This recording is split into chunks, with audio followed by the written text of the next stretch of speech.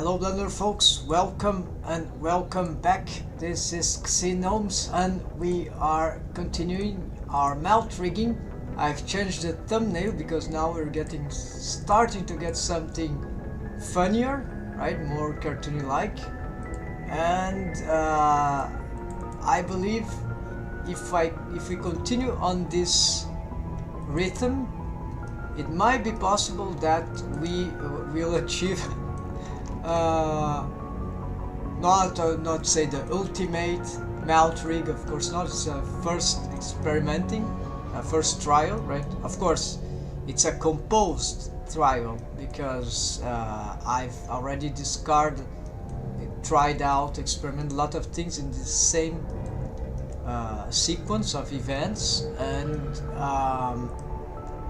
this certainly cannot, but it remains the fact that this will be my first mount rig. Of course, this is, I hate people that say that. Oh, this is my first try. Of course not. There are a lot of, sometimes it may be, of course, but in this case, of course, there is a background, right? Not only a background, but there is also the fact that I have been reiterating lots of features here, right? So it's not, although I can say first time, well, it's not that simple, right? It is misleading, right?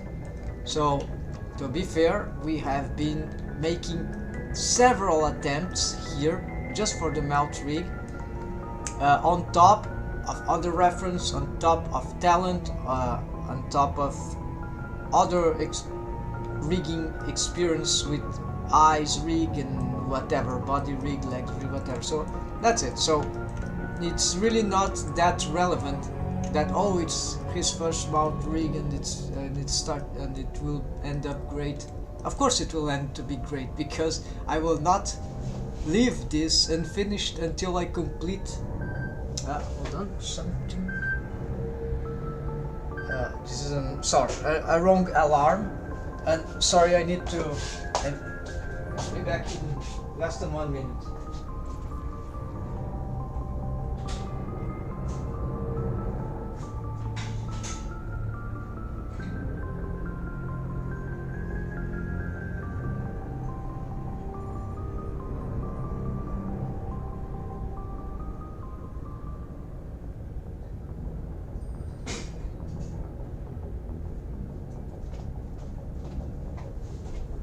Alright folks, I'm back. Sorry, it's a rapid thing that I had to do.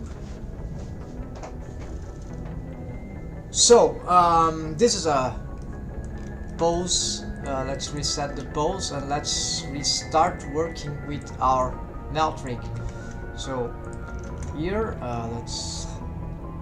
there were hidden bombs, reset everything.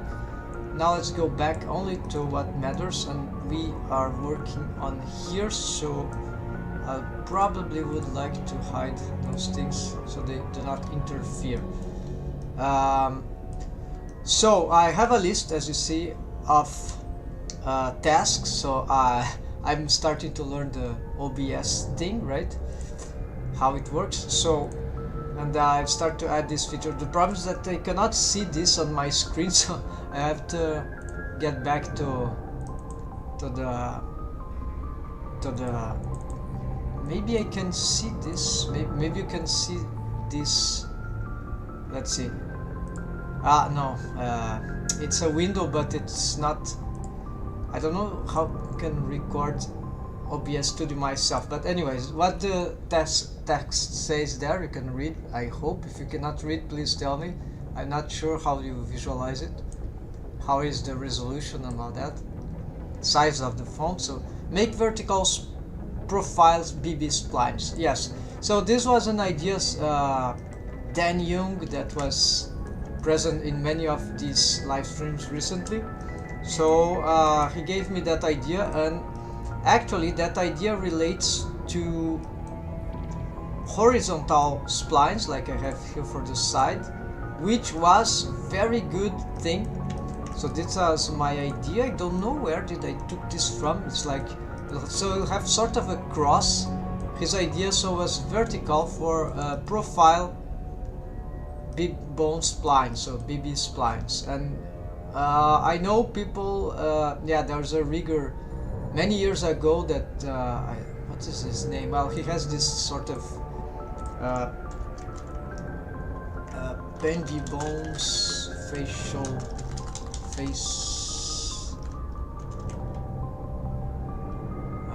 Never mind. I forgot his name, but a very good artist with some examples of bendy bones splines. I should get it. It's very important for reference, right, folks? So, just in case you don't know, what is this? Blender sucks. Never mind. So bendy bones might be somewhere here. Larger, too much stuff. So facial rig, no.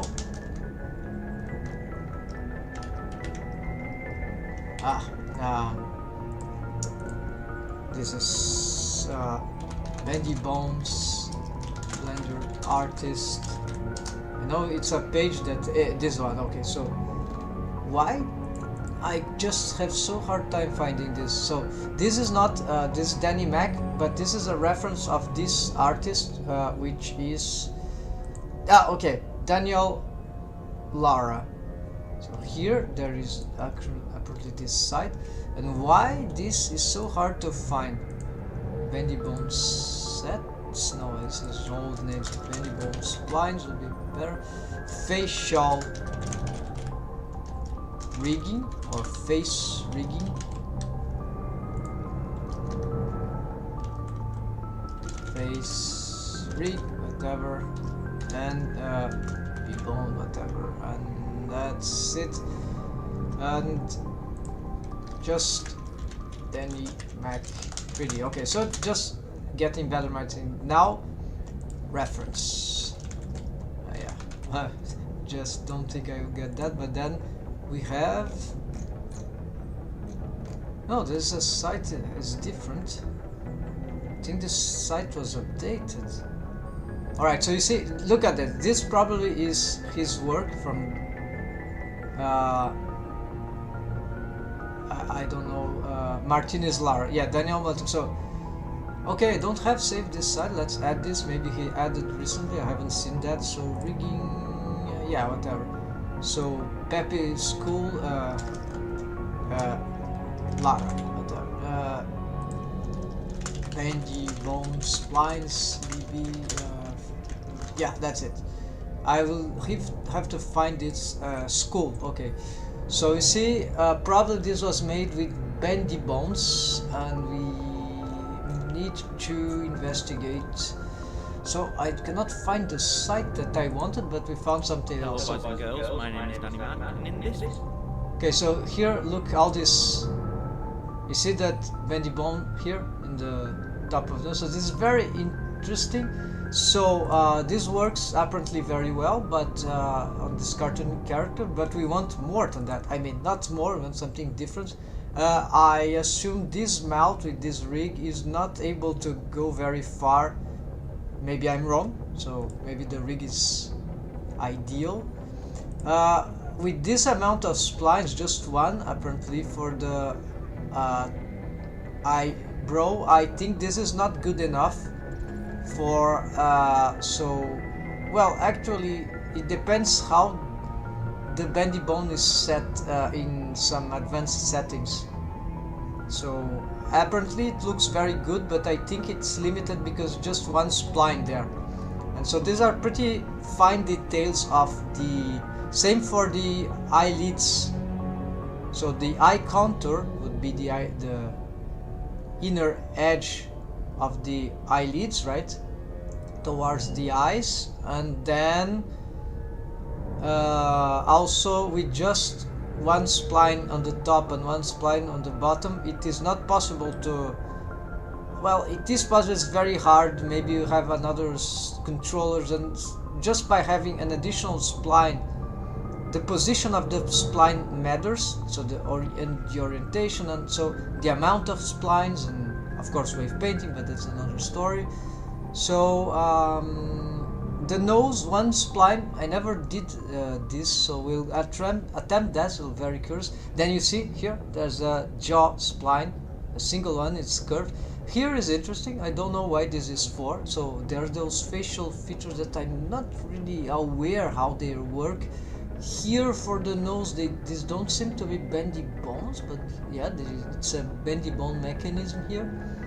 But the bone is not, doesn't seem to be a bendy bone, just as this one. So why those handles here? So mysterious, doesn't make sense for him. Maybe they are just unfinished splines, or maybe, well, the splines for the head, for the mount, we also do not see the subdivisions. And now I see, we see them. They are very hard to see because of the colors and the lighting, but I see them. And so here you see that the middle, yeah, it's not one spline across the, as I attempted. It is, I've seen other rigger doing this sort of thing, this inspired me. But then this seems to be a good approach for the mouth in terms of the symmetry. And then that's it. There are this top. Okay, let's see how it deforms. So this won't be spline skinning. Problem is that this is very okay. We see there's slight motion here. Yeah, and that's it. You see that the mouth splines don't move. Apparently, they don't seem very potent in terms of like the mesh of the mouth is not closely following the curve of the, at least on the top lips. So this is bizarre. Maybe this would require improvements, but actually in the end what matters is the deform. So look at that, this is great expression. So I don't know what when he did that, but it works way more than the splines themselves might be doing, but I think it could become even better. So it was that guy, so he was one of the first to make bendy bones tutorials. Really impressive cartoony rig, even though it's not exactly the style that I'm attempting to do, right? So, but that was my first reference, and then there are other, well, not my first reference, before I reached for that I had other reference. But he remains one of the first so far I've seen, so very important. And then many other artists, Blender artists, start to make tutorials, and I guess most of them following the steps of Daniel Lara. And Daniel Lara himself, I don't know his background, so of course he wasn't born like he was also on top of other past rigging, right, with spline skinning, which already existed, right, before bendy bones, right? So anyways, yeah, good references. So now yeah, so that spline, I was talking about the spline on the nose. So one of the things we're gonna do, make vertical profile BB splines, and that is our challenge here. So let's get the chat on here so I can see if anyone posts anything. There's no ping, I will not know by sound, I'll just know by visualization of the chat. So here, okay, what I'm doing here, the mount system is not working right now, the lips, because I took off all the waves from these, except for the middle ones, which is another problem. But we are going to make the, okay, so this is from the interior of the mouth. There are some controllers there, which, okay, arcade stuff, jaw stuff, okay, then control lips, alright, then deform lips, right? Oh, this is wrong, okay, this is badly positioned, folks, all wrong. So let's do instead this, we'll pick this. So this will be what I was earlier considering to be a, let's move to here, considering to be a how to say, the mouth rig, like outer mouth. So this will be the lips rig, and then there will be a mouth rig, and I was considering them to be the mouth rig to be something circular like that, but now this is clearly not anymore the case. There are many problems in this setup. I think we can just checking if there's anything special about this that because I've started making this. Let's see if there's if there's anything new here that I don't remember. Bound constraints, about how this is set. No, transforms. Okay, this is very regular. It will mean that it will follow this, right? Then here it's separated here. They are, wait, looks like, oh, okay, this is this moves like this, has an orientation. Actually, this is the, yeah, so they meet, they cross here, but the targets are wrong. So yeah, so this was an old thing. Let's delete. We don't need this as a backup anymore, because we know now for sure that there are better approaches. Well, maybe there's some use for that, but I'm done with that, right? I found out that it was not very interesting. So this crossing then is way more interesting for many reasons, right?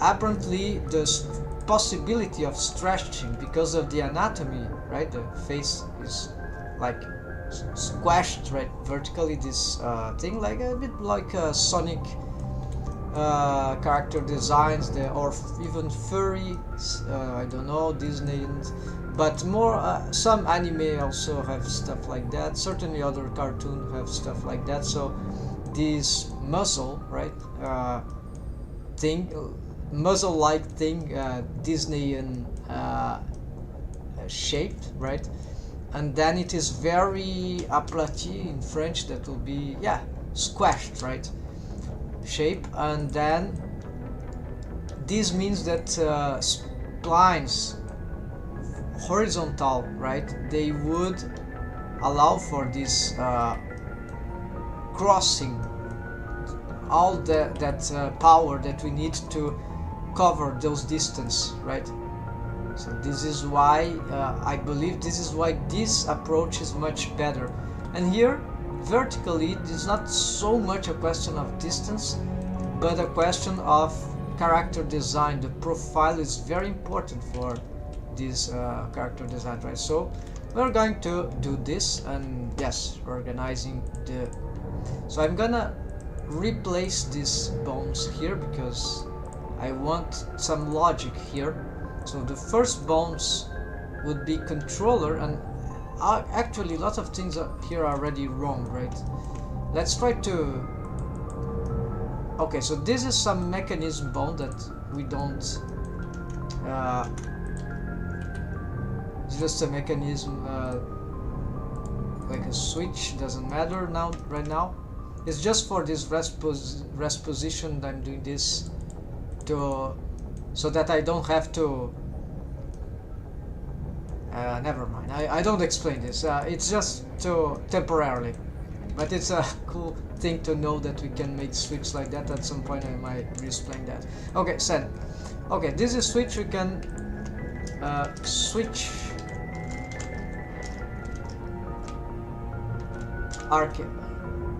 arcades. Okay, so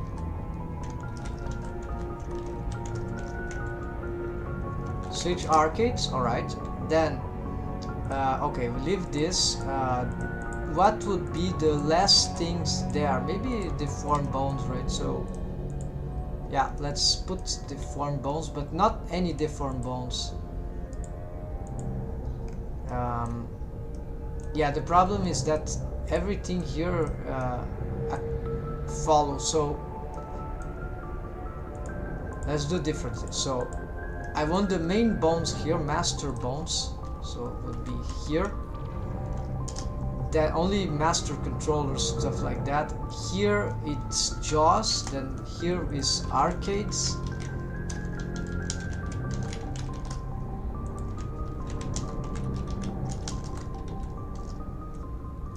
Arcades is different than jaws. Jaws would be the, yeah, maybe that, and I don't know. No, actually this is wrong. Then lips will, yes, let's deform lips. So pick all this, move to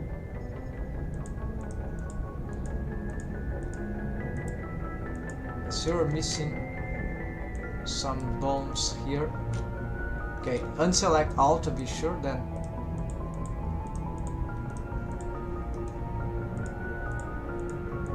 I want this to move to, alright, let's put it already there, then this we move already also there. Then the deaf here, deformed lips, right, all this, they go, I'm missing one of them. Okay, so anyways, let's make sure, okay, they were selected, this is bad, so unselect, always forget, select that, move to that, so deaf lips, take off this thing, control lips, and then we probably have something wrong there. Yes, these bones here are deformed bones, so they go to here, and I think we are missing also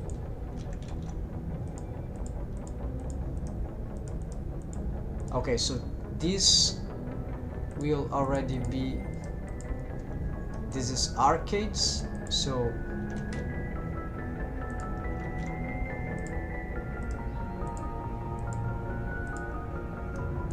okay, so apparently I've lost one bone there, or it wasn't symmetrized, so not sure, so okay, unselect all, just making sure to not make a terrible mistake, otherwise we'll end up repositioning stuff in the wrong way. So this would be the master. These splines here, they can go to jaws for now.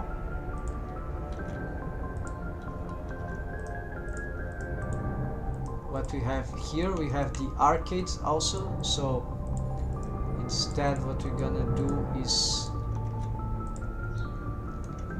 make these selections here. I think this is for arcade up. Okay, so this is arcade stuff, but yeah, it makes part of this rig. It was the bone that was in the center. It just has another system here. Right, then just making sure those things are not selected. We move this to arcades. Okay, so master here is all just the basic stuff, right?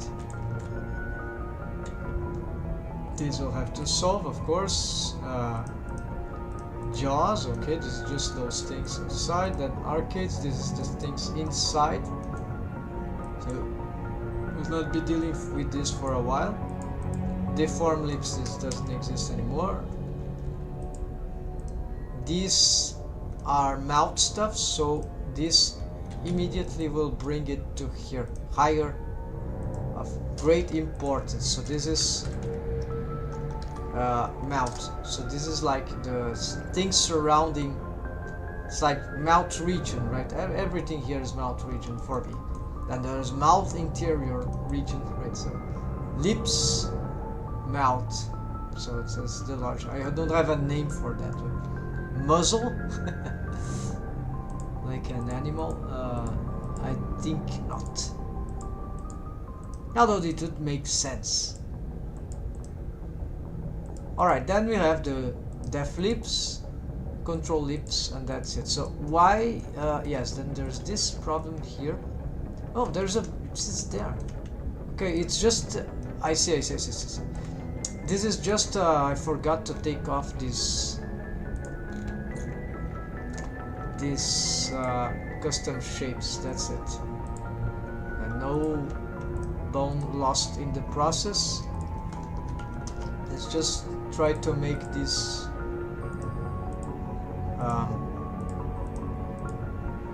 organized. Yeah, apparently there's some strange values there. Yeah.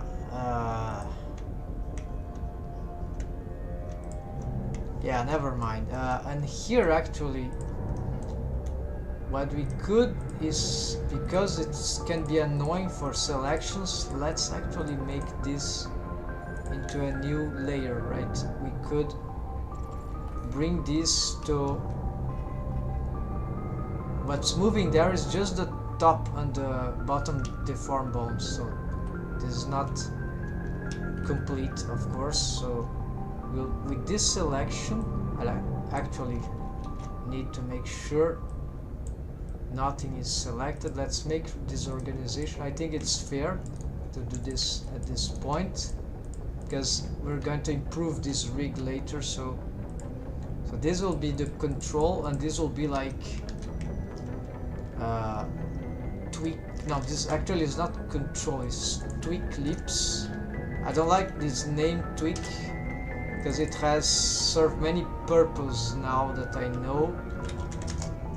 And this will be actually the control lips. So I'd call it like some tip. Yeah, although, yeah, at least it's regular. And then we could have main, and then we could have master. So, enough said. Let's start building the additional.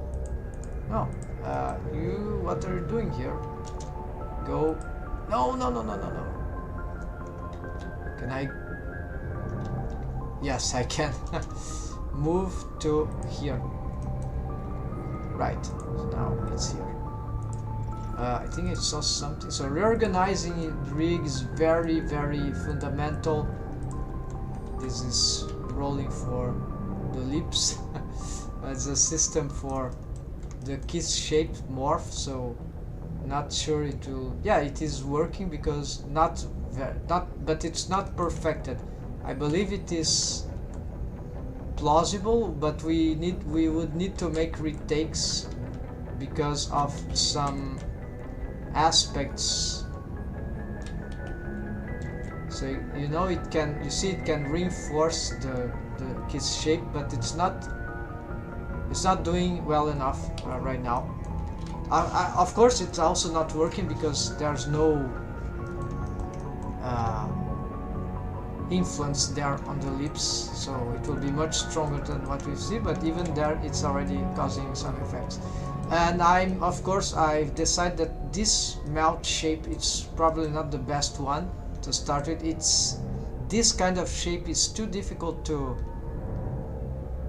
it's bad for the orientation of the splines that goes here. So a more rounded shape actually would give the splines more, let's say, it will make, yes, it would make it more regular. So I believe then, even though the mouth would be probably smaller, it will help the orientation of the handles. And this, by helping the orientations of the handles, we can have better spline skinning deforms, like spontaneously. Otherwise we have to be switching that. And okay, so let's start out finally with our system here. I have a wrong, always a wrong layer selected. Okay, so I need a spline that is verticalized. I think I don't have, so it will be the first time to do a vertical spline here, and we'll make at least two. So one for the nose, one for this, or perhaps two for this. I'll start with one here, and we'll see if it is bad. We'll make 2. And for this area, I don't think this is required. It's not something that, yeah, I don't think it's required. Maybe these splines here, no, the ones from the jaw, they can, yeah, they actually already covered that. So it's a simpler area in principle, provided the pivoting of the jaw is correct. So hold on, I'm breaking my Mati here, which is indigenous infusion from South America, and traditional among the Gaucho people.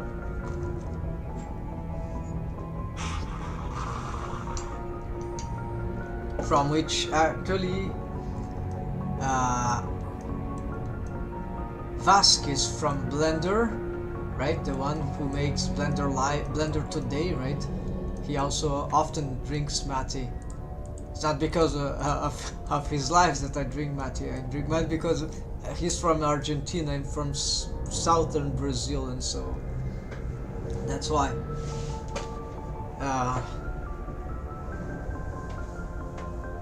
The gauchos are concentrated in southern Brazil. Okay, folks. Sorry about this chat. Let's go.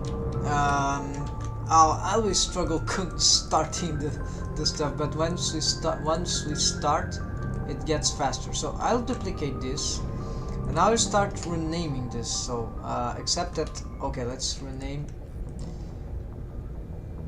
Okay, I remember what we need to do. First I need to destroy the symmetrization. So this will be point R will change by something like that. So this means that now, I got it wrong. I changed objects. I hate that that it has always to be that way. So let's do it again. Control F2. No, bones. Find replace. Oh, I put a comma instead of an R. So now those bones, they have this thing. They are not recognized as right side. If I changed and whatever other thing now, because it was recognized, it would change the other name symmetrically. So this is like changing a vertex group. It's an orphan, right? So now it's like the symmetry is orphan. So right. So now we can change the. I'm doing this because. Okay, so this is the base, the start handle. This is the end handle. So now we can change. Yeah, we could have changed this name before. So instead, we're gonna make a few things. So instead of mouth side, this will be mouth. Okay, not def, but find mouth side, right? Okay, this is correct. Then we replace with mouth, how to say, column center, no, mouth vertical. Yeah, maybe there we do mouth, do you have a name for that? Yeah, vertical. Synonym. Let's just use this to help us. Mouth, no, not mouse, vertical synonym. Plumb upright mouth, erect mouth, on end mouth, standing mouth, upstanding mouth.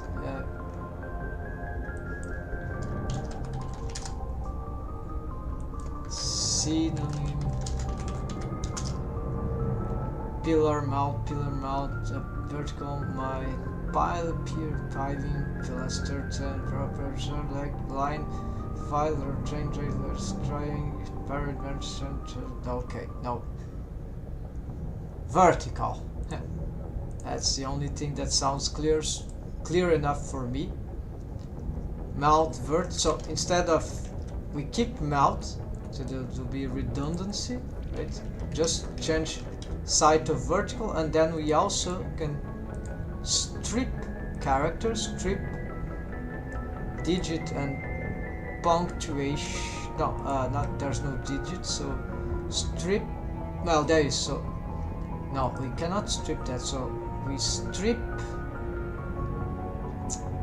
This is annoying because we cannot strip the punctuation because there's two punctuations, the point, L point, then the digits. So, but we could, since it will recreate the digits, it will recreate the last punctuation. We strip characters at the end, and the digits and the punctuations. I want to take off L, so there'll be other way to do, but I think this would do. Now it kept the L, and then worse, it got this until I don't like this organization. So okay, just how we'll do this otherwise, just to show, since we are here we can present. So instead, find replace, now instead of, yeah, don't need that stacking stuff, we just select this and replace for nothing, and there we go. I forgot to make these selections too, so same thing. Now they are ready to go, and we are going to, yeah, so let's get a centralized thing here in case it is not. We bring this here. I would like to align it with let's add a bone here and align that way, this align that way, this align that way.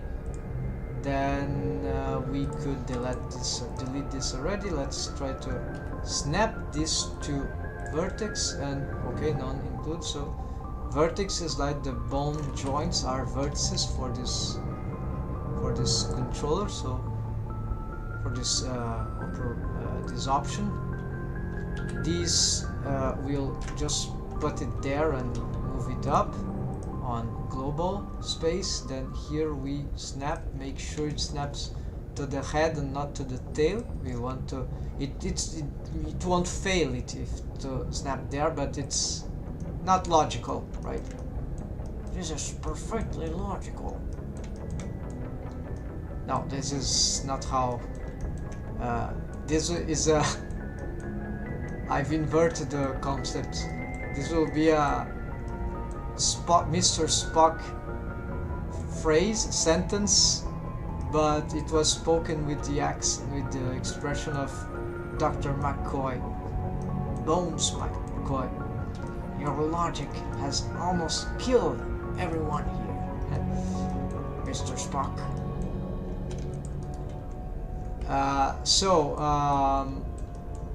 Okay, then we don't need to snap it anymore. Okay, something's wrong about... No, it's working, right? So this spline here, let's start to move as a block, except the rotation fails. We need to make bounding box center, so rotate on x-axis. Let's try to reset roles. Okay, okay, this is okay because the Z is pointing down, and it's more or less what we need, right? Same for this one, Z, the blue axis pointing down, so it's more or less what we need. So we keep making these rotations, and alright, so the point of the chin, the tip of the chin, of course, on edit mode. I don't know what's happening here to the mesh. Probably some modifier that I added in the end. Yeah, bad thing. So let's, why do I have this modifier?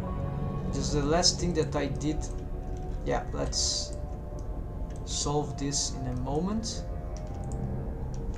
I don't want anything affecting, right? So I can remove this. Let's see now. No, I disabled. Okay, so of course we don't want that. I could change that vertex group, right, to make, I think that works, right? So let's proof of concept, because I'm never for some reason I always fail to understand this perfectly, to memorize this thing. So if I have, for example, let's pick this, for example, let's pick this face loops, right? Maybe even more. Okay, let's pick this and let's no, maybe not, yeah, let's end here. So let's assume, and we can take this off, but really not care, because I'm not gonna wave paint this region. Well, let's care about it. Okay, then this is a protection layer. Then we're going to wave paint mode. Now what we want to do is wave paint, but not armature deformed stuff, but the vertex group for a object modifier, right? So does this affect this in a gradual way? This, I mean, yes, it does. So what? Sometimes this concept confuses me, because certain object modifiers, I believe they do not relate very well with wave painting. For example, shrink wrap modifier, it's not that they can relate, of course, but it starts to get a bit non-intuitive at some point, or at least I had this experience at some point, and then it frustrated me. But then I remember, even for shrink wrap modifier, there are workarounds to make this work, so it's not like an impossibility. So yes, so we can wave paint this in this case, and let's make, since we are working with this already here, let's try to, right, blur everything. Might be useful to, right, should be useful to, there's no waves there on the other edge, so this is why this is so strong smoothing, even if it's hidden. And here I'm not sure if I want that. Let's see. Yeah, the outer edge must really be exhausted, right? We need to exhaust this takeoff rate, otherwise everything here won't work very well. So here it is clear that I don't want to, here face mask doesn't work because I've made just a vertex selection on the line. So I'll take all the waves from this because that'll be faster. I don't want anything affected, even because we have made those, oh, we have this, so I don't want to smooth this out. So let's also make wave painting here. Shift K, we're gonna take this off. So maybe this is not a good idea, but to have, but then we're gonna smooth anyway. So alright, I need of course to remake the selection, so I'm adding this to this. I'm adding this. Let's add this. Yeah, this is a bit complicated. I need perhaps to create a new vertex group for this kind of protection, but for now let's try to smooth naturally, right? So if I have this, Control invert, and let's just try to smooth as best as we can. Now I'm painting, I want smooth. So now that that last part is 0, at least we can have a more gradual, see, and here, yeah, here is very important. And so I hope this will be enough for this corrective smooth. It's experimental, I never tried it. I've decided to place it here because to correct the shapes of this thing, which should in most cases be very smooth. So good, interesting idea, right? Let's see now the shape of the provide. Okay, we need to enable. We are still having problems here, yes. So unfortunately, but yeah, look at these repetitions, right? Maybe we just don't need that. We need factories 1. I've made that so intense, so to try to solve lots of, but usually you don't need that many repetitions. Factories 1, there's a lot of settings there, but I don't know how to use everything on this, so I'm not sure. So let's try, yeah, scale never does anything for me, so just keep at 1. I don't know how to use it. Maybe it needs to be then simple. Yeah, I prefer the other, usually this the pattern I'm using. Then here maybe 1, 2, 3. 3 is already bad. 2 starts to get bad at that thing. So okay, let's leave it at 1, and we can test then the deforms. So we will be checking this out. So you see that the wave painting helped, but it was not, didn't seem to be that effective by the end. So maybe I wasn't wrong. Not sure. Anyways, let's get, because mathematically it's complicated, right? It has to, I mean, for an individual to do it manually, right? The software automates everything, right? But it will be like using all that, but in percentage according to the ratio of the wave painting. In this case, a ratio of would be just the value of the wave painting for the vertex group, because it's just 1, so this doesn't share waves, for it's just appointed especially for this.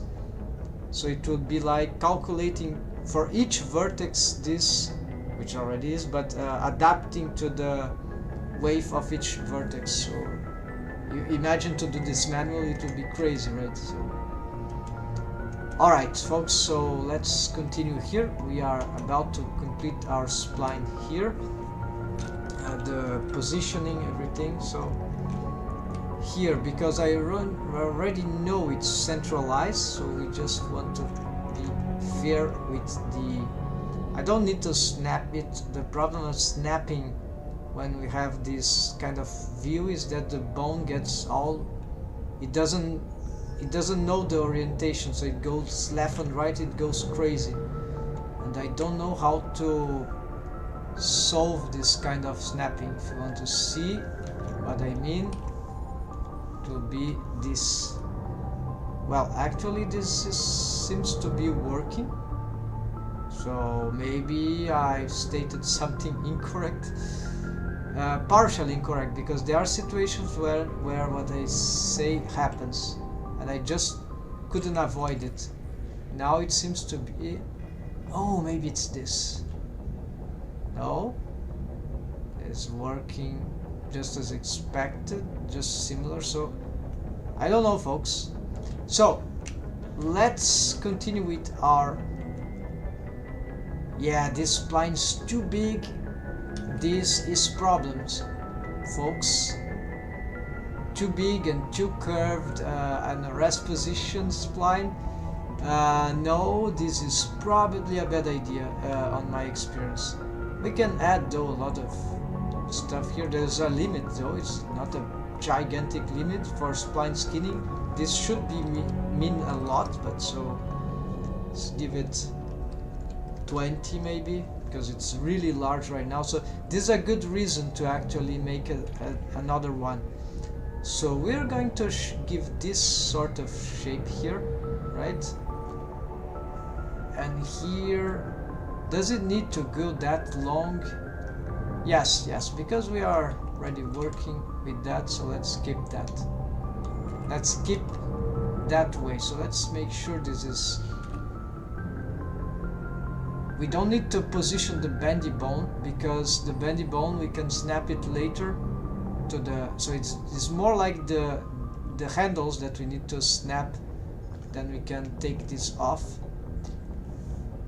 And here just making sure the snapping is to the... Of course, this means that perhaps we snapped the head of the handles and not exactly the joint, which is actually... But it's very tiny detail, right? There's enough accuracy here, so... And even if it was offset, it's a deformed bone, it wouldn't be critical. It's hard to see an example, right? A practical example, like, oh, if it's not exactly the point, it will damage the rig. No, it's not like that, folks. In organic rigging, this is not like that. It works. It's bad for mechanisms, but for even on mechanisms, it's like not if it's just it's disorganized though, but it's just a detail here. Like if we have a symmetry and it is slightly to the side, yeah, this could cause problems of symmetry if we deform the model too much, and eventually by multiple transforming and deforming iterations, the asymmetry that we built up accidentally would might occur. So this would be annoying, right? But perhaps no one will ever see this in a project. So this is why these minor details, yeah, it's usually bad for mechanisms, but for all the organic details, the deforms, it's just 1 pixel difference, stuff like that, right? Don't have to bother too much. But if you can get it precise, that's great. If you can get things not offset or regular, right, symmetric, then that's the best thing. Symmetric is good, right? Symmetry, at least symmetry is appropriate. Then this, oh, it needs to snap. No, it doesn't need to snap. We can have it like here, but at least have it centered, right? And then, okay, now we see that the bone, yeah, the bendy bone is snapping. It's just that it has this gapping. Maybe this is a sign that we need more subdivisions. No, it still gaps. It gaps because that's how the bendy bones work. So now let's get to wave paint that, right, folks? This is a mysterious part, and there's a great advantage in doing this. Oh, I haven't thought that. There's a great advantage in doing this, is that this will take the waves from those middle lips. Although there's a problem to this also, is because then this bone will be required to transform the lips, and it will affect both top and bottom. So maybe we should have 2 splines here, as I was already expecting, and probably you too. So let's do some wave painting here. For these splines, I'm considering, yes, so we'll pick these, and actually we need to go a bit more, right? Okay, let's do something like that. Actually, sorry, we are going to get the head mesh here. I see we are lacking some vertices there because we've added these things later. Good to remember. Let's just see if everything is correct. Okay, so this is not a deformed bone vertex group. This is just for management. So we're going to only want to see the heads. The claws here also are not relevant, and also the body we can mask because it will be interfering also.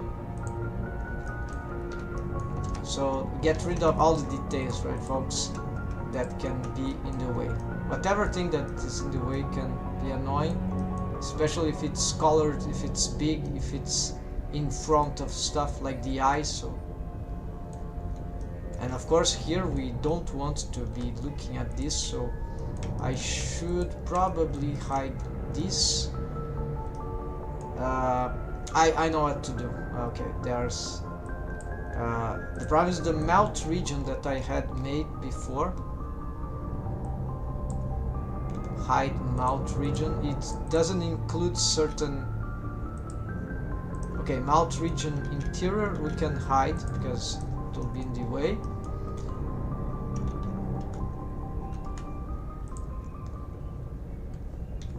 Then there's the mouth region, which doesn't. Well, actually it does. Okay, that's good. So it goes even there, so that's fine. So we can work with that.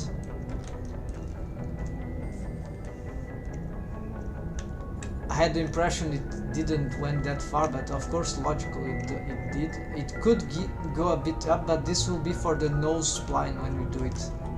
B-bone spline. So here, the wave paint this, select the arm, just like the mesh object, shift and select. Let's protect. Yes, we don't need to overly protect, provide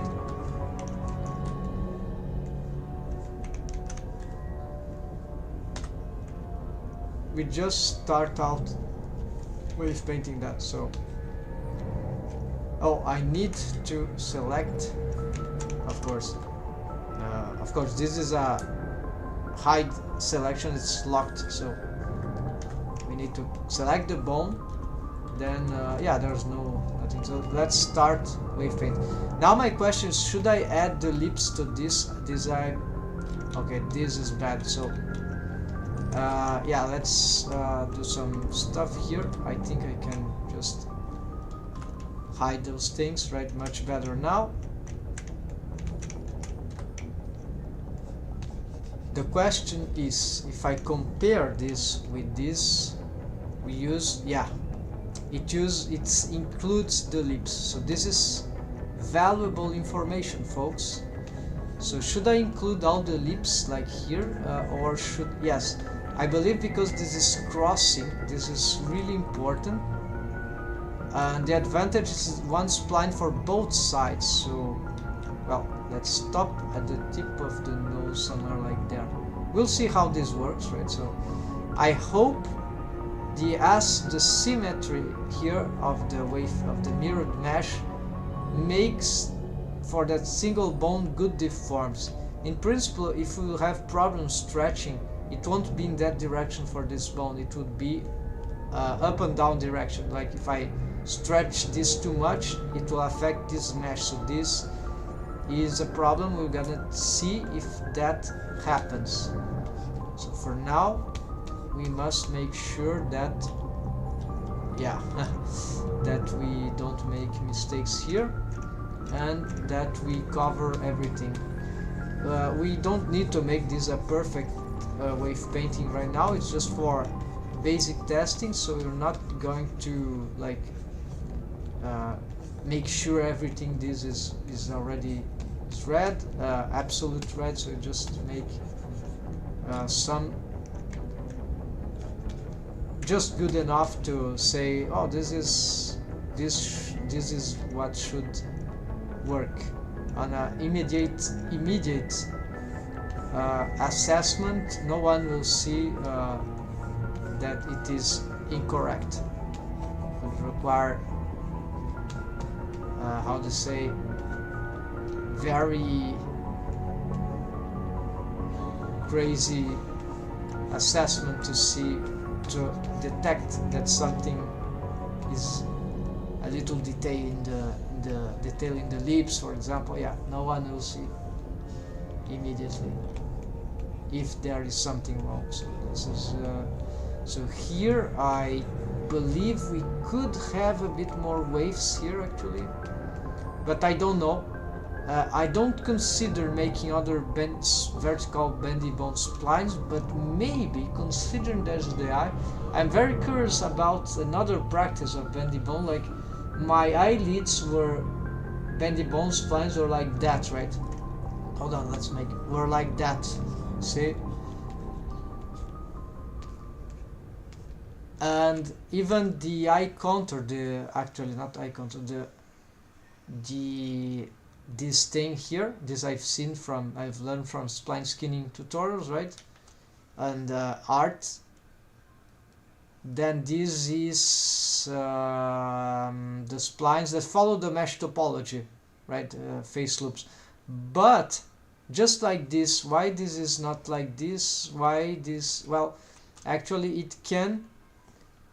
There are actually advantages to have, for example, the spline crossing. So why don't we have a crossing spline, like instead for the eyelids, so they will, you see, so stretch and squash, but in like in this sense, so not in this sense, but in this sense. So this is, it should work, but the problem why they decide that way is that then I can control this curve, so we can control this curve here with bendy bones, right? So this is, if I had this bendy bone like that, well, I can certainly push like this, but I'll have some degree of curving here, but perhaps I require two to be able to make, and this might not be a very precise thing. I never tried, folks, so this is why I'm showing this. And for some reason in this case, so I think whatever thing we do, no, this is wrong sentence. There are more than one way to do things. I'm curious, what if a spline was like that, for example, would perhaps better deforms here regarding the muscles here, because those muscles in the forehead and going to the eyes, they have something like that here in the forehead, right? So they have the vertical orientation. See, anatomy, books of human anatomy, they push the eyes, this mesh up, right? The skin up, right? And pull them down if they are relaxed, right? So so there are some interesting logics, and that abstract logic in some sense that, oh, what if I have something to push this, and that it's, instead of trying, oh, let's push this by just doing this, is not strong enough, right? We want a pull to be radical, and then we go the shortest direction, right? Would be that. Okay, we could assess already these deforms. I don't like to do that in a gross way like that. So let's just, but we can, yeah, just to show you. Let's see. Ah, that's interesting. Interesting. Yeah, this is probably not very useful. We already have the chin, so maybe it's not so much about the position of this bone, right, of this handle, but more about the rotation. And there's the side rotation. What about this? This protrudes the muzzle, if I want. This can be useful. Actually, this is more useful than this for character expression, but this could be useful too. Let's see how we can. So then Jung was perfectly right. This is actually very, very interesting. impossible to forget. This is a game changer, folks. And you see the mesh. Now let's see for the other stuff. Okay, now I'm a bit afraid of doing that because yeah, it's not supposed to really to pull the lips like, yeah, this is bad for this region, right? So these rotations are not really interesting. This roll, so it's more about this roll. So slight stuff here. Maybe there are ways to get this work, but I cannot see the deforms are a bit too bad, right? So let's try a combination now. So this will be like pushing this. Of course, now we have shared influence in the middle, so this could be where we would require to do something about this, right? We could have something that would force this thing here to work like that. So this there could be some automation for the rotations of these tips in that direction whenever we get this kind of thing. I see that of course now what's happening is that you remember but this is kind of interesting, right? Because it helps deforming the mesh in the region, but it gets a bit too deformed, right? So we probably need some it's not too different from what we had already, right? But I think it gives some more dynamically the cool thing anyways about this is the possibility of stretch. So probably we're going to make two splines because they will do exactly what these do, maybe better even regarding the profile, and probably here they will be also more flexible. So you have two here, one from each side, one from the bottom, one from the top would be nice too. So let's see and just see how this. It's curious to see how this works here. Of course, not very well, not very beautiful image, but I must remember that we took off the corrective smooth. No, we didn't took off. We actually reduced, right? Its intensity, and this is why this was so high, because I wanted to make sure that we could solve this, smooth out those crazy deforms and so this is locally, right? Only locally. And apparently we need to find a solution for this, because this will destroy the chin. I have to find a solution for that. That is fundamental, otherwise I can't use this very well, and then we are just not. So this will be mouth, corrective smooth mouth. I have a wrong keyboard. This is corrective smooth. Okay, let's leave it like a 20 for now. Then here this is corrective smooth for what? For lips, which is only the lips, right? So if we were to do this in order of yeah, this will be more organized now. So higher hierarchy, smaller in the hierarchy, even though it's not exactly a question of hierarchy, it's conceptual. So we could do the inverse also, and then there is some issues here. My mesh is suffering from some strange stuff, starting to suffer, and I'm afraid this is a mesh corruption, something that perhaps has something to do with this. Already happened to me with data transfer modifiers.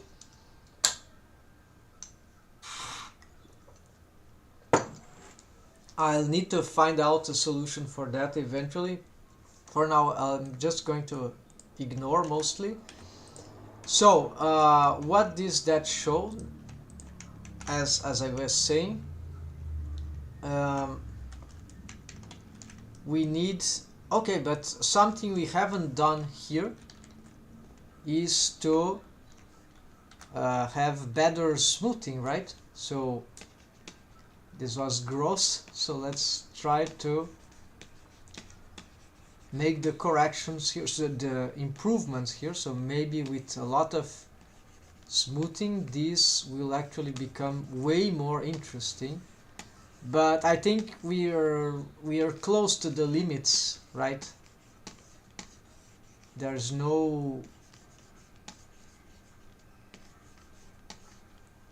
I don't think, I mean that I don't think whatever I do now will in here will save this from, like, it's okay, it's not great, it's just good, but it's not, it's on its own, it won't solve everything, but it's a piece of the puzzle, right folks? So it's fundamental in my opinion.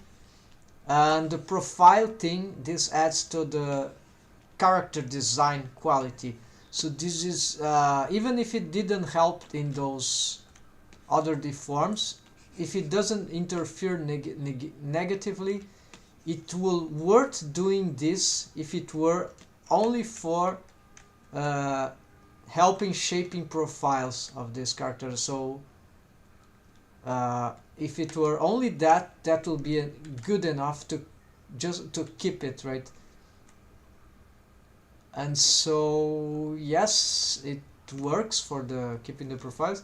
And then I'm curious, what about, can we do some crazy thing like that? Yeah, but the problem is the nose. This is why when we get the tip of the nose, maybe we could play even better with these deforms. Let's see what we can do here.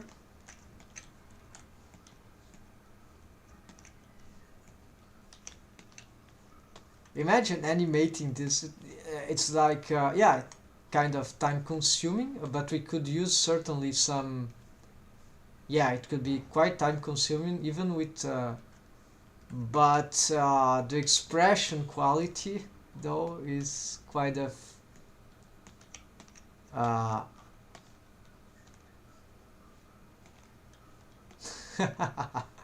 indeed, this helps. It's incredibly helps actually. I haven't thought about this, so we can, although something there is miserably happening, right folks, but we can also control the jaws. I'm tempted to see that the jaws rotate, right? So not this, let's use this.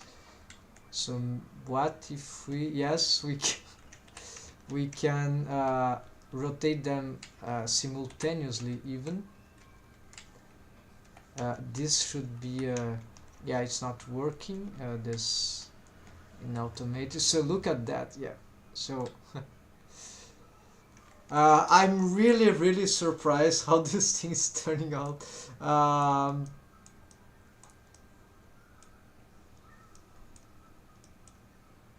I'm in awe, amazed, right? I'm amazed by the potential this offers. Spline skinning with bendy bones, folks. Okay, this could be also achieved with spline skinning with spline IK bone constraint, right? But why do I use bendy bones for that? Well, my idea is that first, okay, it's clear that bendy bones don't work outside Blender, but also this is a bit more unclear for me. Spline IK bone constraint, I mean actually spline skinning method, don't necessarily operate on certain other CG software. So it would, I mean, if this is not completely incorrect, this means that just because I've swapped bendy bones technique for another spline skinning technique in Blender, which is spline IK bone constraint with curve object, this doesn't immediately means that spline skinning made in Blender will work outside, right? We need that the other CG software is contemplates spline skinning. So we end up with this situation that why would I use spline IK bone constraint in Blender? That is way more complicated to, in my opinion, to make and then to correct, to retake, because we have the curve, an additional object, the curve object, then you have to parent the object. There are many things that can go wrong about that, and we have to create another layer of bone sometimes to manipulate, and there is the problem of the tilt of the curve, which doesn't immediately function in relation to the bones, and so and bendy bones offer bone twisting, mesh twisting in a simpler way. I think there it can be solved with spline IK bone constraint also, but it's if it can, it's the rig tends to become quite more complicated, and they also use bone segments, so bendy bones in spline IK bone constraint. Not, I think it's not totally necessary, because we can use just the plain bones, right, and have them in a F key chain that will become the I key chain of the spline IK bone constraint. But yeah, we can also use the segments, which maybe help in the deforms, but it's spline skinny. So there's a curve object anyways, and that curve will, with its control points and with splines, are gonna be hooked to bones, and then the, well, I'm expressing theory, so never mind. Sorry, folks. Would be much better watching a tutorial, doing it for yourself. Even I have made some tutorials on spline skinning, and we can, with spline IK bone constraint, and we can automate them. I made, for example, this tutorial, just showcase here for curiosity, maybe it'll be useful. Spline IK eyebrow. Yeah, so here I found out, thanks to CG Dive, and of course there's a tutorial, yeah, I explain all that here. And so there's this experimental rigs by Alexander Gavrilov from VIII. So you have, like, it's a feature set, it's free, you go on Blender, yeah, you watch the tutorial, right? And then I'll reference all the information that you need here, where to download the thing, where to Blender documentation for, where you can reach for that site too. And there's a rig type there that will, on this experimental rigs by Alexander Gavrilov feature set for VIII, free. It contains the tentacle rig type, something like that, and that is not equivalent to what you find in regular VIII. This is an extension of VIII, and it brings up new rig types, and so it contains its own possibilities, extra possibilities you added to the VIII. So maybe it has a meta rig of its own, but doesn't matter, it has rig types of its own, and one of them will automate the spline skinning with spline IK bone constraint. So it will, so we still, yeah, here, so this is the stuff that was made, generated rig at some point. Just click generate rig after you got the setup. It will generate from the rig type, for the setting, the sample. If you want to simplify, add the sample instead of reconstruct it. It will add the basics, the most basic sample to build up that rig type in a generated rig from a meta rig, and then it starts out working. And we can, so this is just like bendy bones rig, spline skinning. And the problem, if you have to retake this stuff manually, oh, this is a nightmare, folks. But thanks to Rigify, there is the regenerate button, so you can generate and then regenerate, and so you don't need to be actually doing these nightmarish retakes of this rig, right? If you can do it by regenerate. I tell it is nightmarish because I don't even want to think of myself trying to fix it. I've suffered already with that. It's not that complicated, right? We can learn tricks to get it better, to understand it better, but I reached a point, no, I probably would only want to retake this if it was really required. And then I tried a spine rig with that, same story. You have the problem of the I key and alignments. It's like, yeah, anyways, but it's very, very cool. It eventually it proves useful. And so the problem is the retakes are annoying, so this is why I choose not to use this. And there's the object, curve object, and then you need to solve the curve object in edit mode, the curve stuff. I don't like that workflow too, although I understand, so it works, right? And bendy bones also are not very good for retakes. Right, you have this edit mode, it's annoying. There's a lot of things that you have the targets, you have those things that you may or may not use. Lots of problems with bendy bones retakes, but still I think it's simpler. It's more user friendly than spline key bone constraint and curve objects. So folks, at least for me.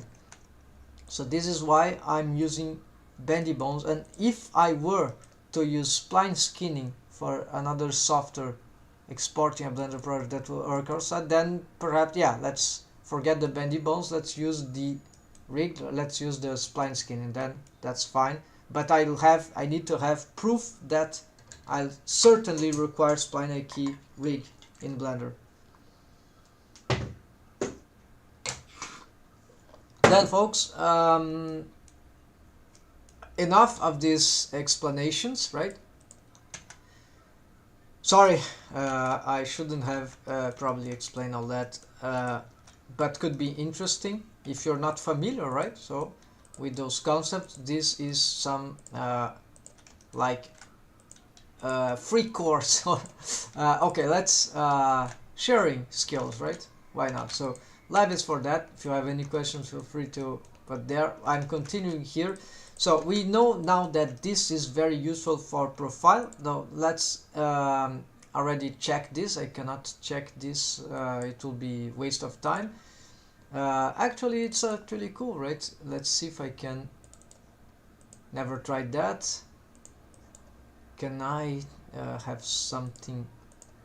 I think this cell strikes everything, right? So unfortunately I cannot select only. I'll have to okay, I got an idea. If I had many of these, it will take a lot of time, right? So what I can do though is just perhaps I can, okay, I know how to, so I'm not gonna check, instead I'm gonna make, yes, I'm gonna check like this. Great. So we I think you can see now.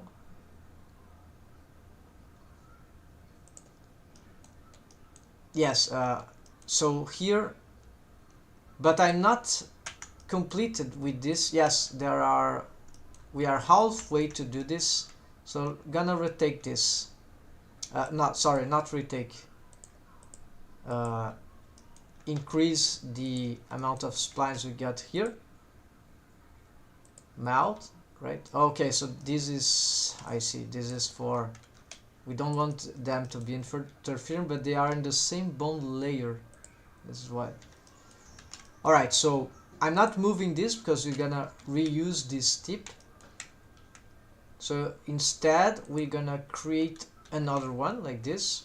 We are going to snap to here. There's nowhere to snap here, so, well, there is, sorry, there is this. Where is the, okay, the axes are there, so is that, I just hope that the z-axis is pointing,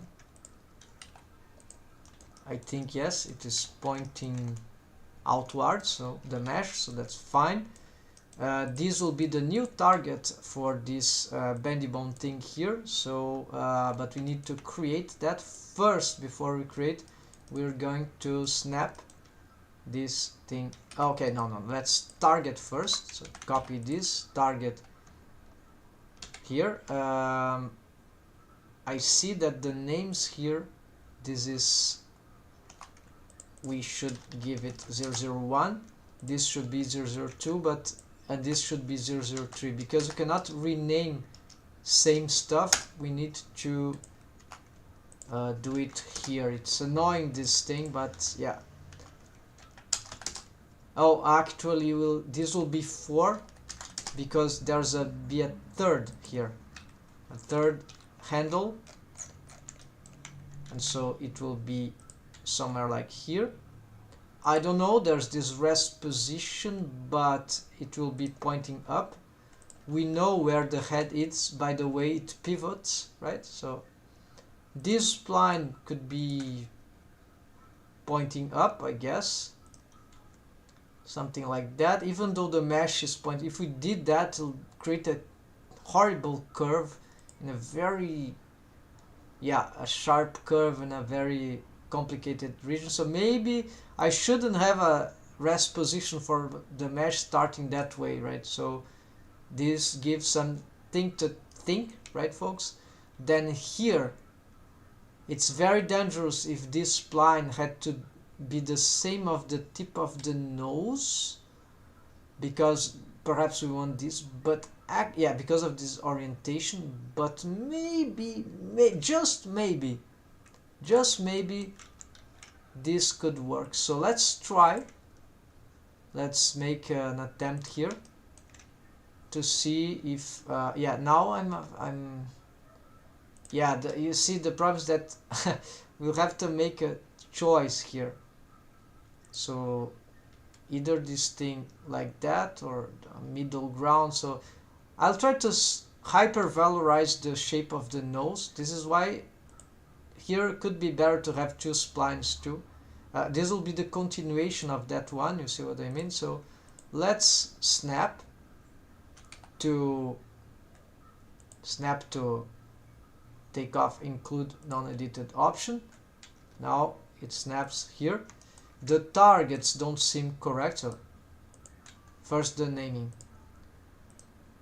5, yeah, it's all incorrect. So here it's 1, hope it sticks. Yes, this is correct. This will be 3. Okay, this is 4 and this is 6. It becomes 5. There we go. Hold on, let's get back to the chat. Apparently the music paused for some crazy reason. Yes, sorry folks. I'll get the music a bit louder because not that loud, sorry. Because I'll try to talk less.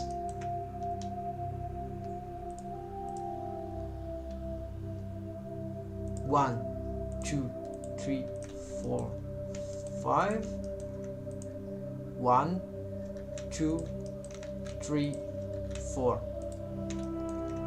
You see they are already aligned. So now the targeting system, that's simple. We just copy that, we paste here, and here we do 03. You can, why not copy that? So you paste here, and get 3, 4. We get the 4, we get here, and here we get the 5. Okay, now it's easy to know where's the head. I use the head here on the axis. I don't, by default in Blender, I don't like I'm not habituated with axis anywhere, but sometimes it might be useful. I think depends on the project, depends on the person. So far I never met a situation that it turns out useful. Okay, so you see, we start to see this, what I'm doing here. There's no bendy bone required here, I guess. So this becomes 002, and this becomes 003 for the bendy bone. Okay, so there are 3 bendy bones and there are 5 handle bones. The question now is that this profile is very bad, right? So at least regarding the bendy bones, right? So yeah, I'm very afraid this is a bad choice. So maybe here we could consider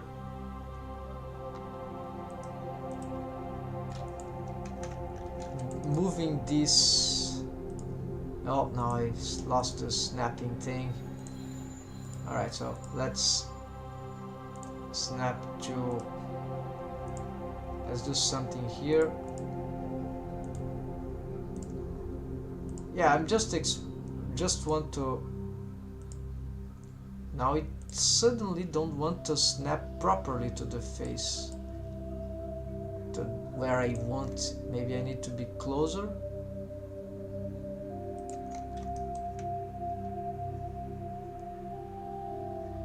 Okay, no, it snapped. I see it. This case vertex is bad.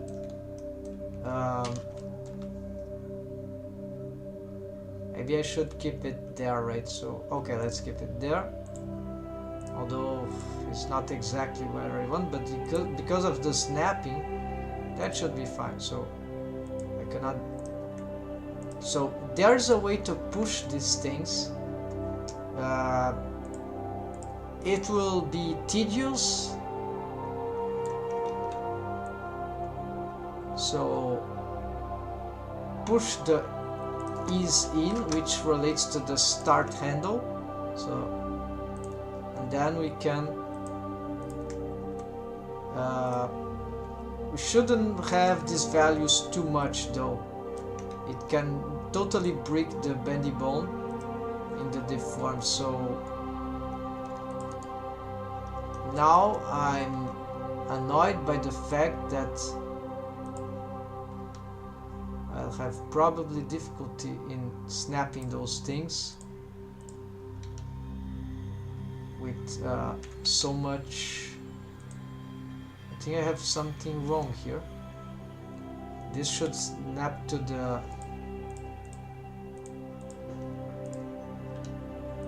here, and this should snap to here. All right. Then okay, let's we're trying to see if this spline will ever deform properly with those crazy settings, right? And then here, this one is the opposite. This should be really going negative, the out, which relates to the end handle for this bendy bone, which is this handle bone. So we could reduce this by a lot, like could be 0.4, why not? It's still not good, but then we don't change this anymore. Now it's just about this one, and as you see, we don't have the proper shape here nor here. Of course the mesh here is not very good, so we're gonna ignore this, right? I'll try to make that the mesh should have more or less this shape. We can try, however, to make some stuff from here, so yeah.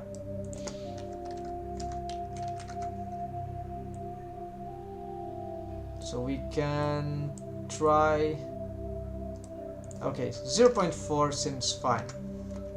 So this is my take here.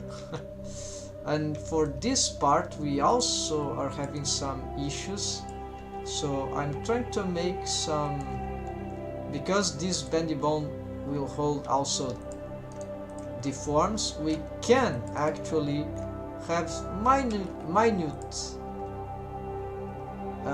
shaping here, and I think this will be positive. So maybe just a little more here of this organization. Yeah, maybe we can do something like that. And then this, so this orientation matters, and then the rest is for the bendy bone to find its way. So here ease in, it starts like curving inwards, though we don't see this working very well for some reason. So sometimes it's strange. So ease out, maybe we need to, the default for edit mode is 1, so ease out, maybe we want something stronger or lesser. No, stronger, like this curve, but it doesn't seem to. So this is like as if 1, 2. Okay, the targets are correct, so it's just the axes are correct, z all pointing out, so it's just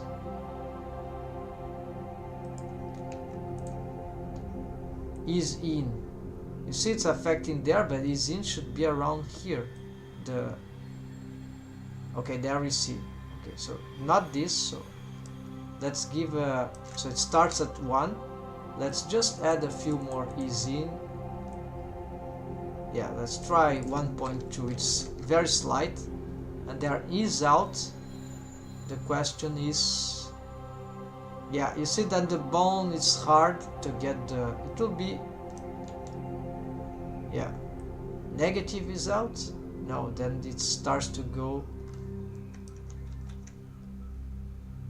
It's not that the chin and this region does that. The mesh also is very incorrect because of the, we couldn't solve the problem of the wave painting of this. So what, even this mesh normal is not good. We can assess the mesh normal is like that, so it's no big deal. It's like just a small curve here. Here's little value, and then there's a slight curve here. So basically it's here, here, and here. And here is really, really plain. It could be totally plain actually. So how to solve that? That the corrective smooth doesn't go crazy. We will make a test, right? Why haven't I thought of this? Just found a great thing for this kind of problem. Okay, I've marked this with this annotation. I'm gonna save. I'll fix the bones later. I just want to know if the proof of concept, right folks? Hold on, let's get the transmission back. I want to know again if, oh, I can know from here too. Alright, so what if I change, but I'll have to reassess the wave paint. Yeah, there would be other ways to do this, but here, if I go on the modifier which relates to that, no, I can use it manually. It's a bit bad, but yeah, from here at least we can test if that's true. So modifier, corrective smooth face, we can sort by name. Where's the corrective smooth? Okay, they are here. So we have some corrective smooth all around here. Let's see if any change here, for example, will, for example, we get all this, we assign these values to this. Yes, I know it will ruin. Then I change. Yes. Okay, folks, so proof of concept here. It really affects the deform. Everyone knows that, right? Except me. So this is a good sign. It means that we can, sorry, it means that we can control actually the smoothness of this stuff, and we don't need to wave paint that. Actually, we can use this mechanical method, right? So let's give something like 0.1 here, assign, let's pick now this and let's give it a 0.3. They'll be blurring anyway, so I mean blurry, it's already interpolating, right? I think. Then we pick this third one. We could give a, I don't know, 0.6. Then we can go back and see for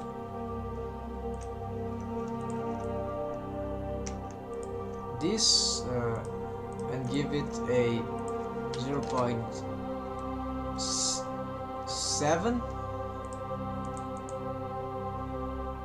And there's a large distance, yes, from the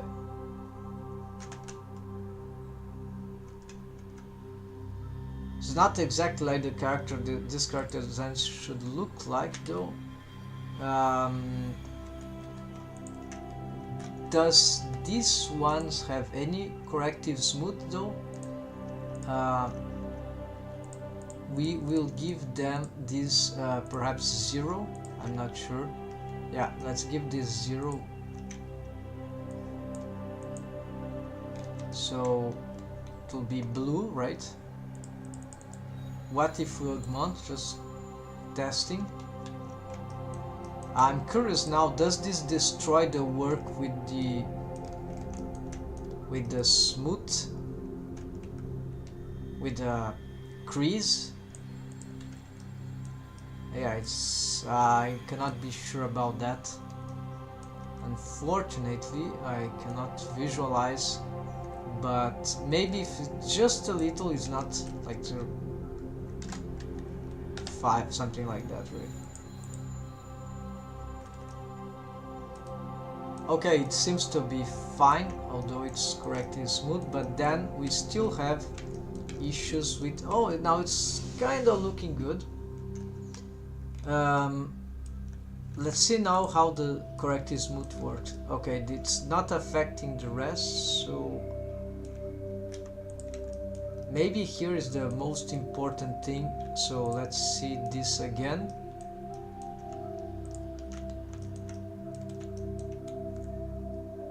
These are waves, I think they were 0.1, right? We assign, nothing happens. So if we augment here, we get the bad stuff, right? So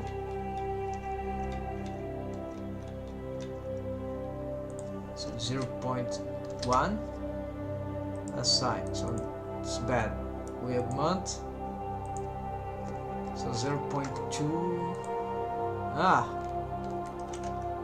Now, but then there is also what I'm seeing here is the original, I guess.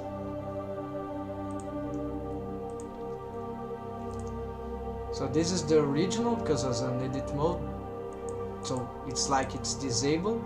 Then here it's with the armature and the corrective. So the armature does nothing, at least not immediately. Here nothing related, nothing related. Okay, so it's just mirrored, nothing important. So it's just, indeed it's just plain stuff here. Where is this? Mount. And then we got here the difference. Yes, that was the idea. So why did I draw that in that position? That's how it was becoming. So this is lost, we don't need that. But now, yeah, I don't need to draw this. What I can draw, however, is the current state of this thing, right? So this is like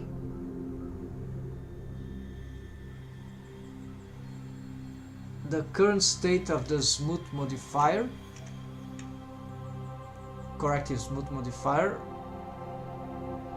And okay, we got it closer to this, even though it has a lot of repetitions. Oh, we can, yeah.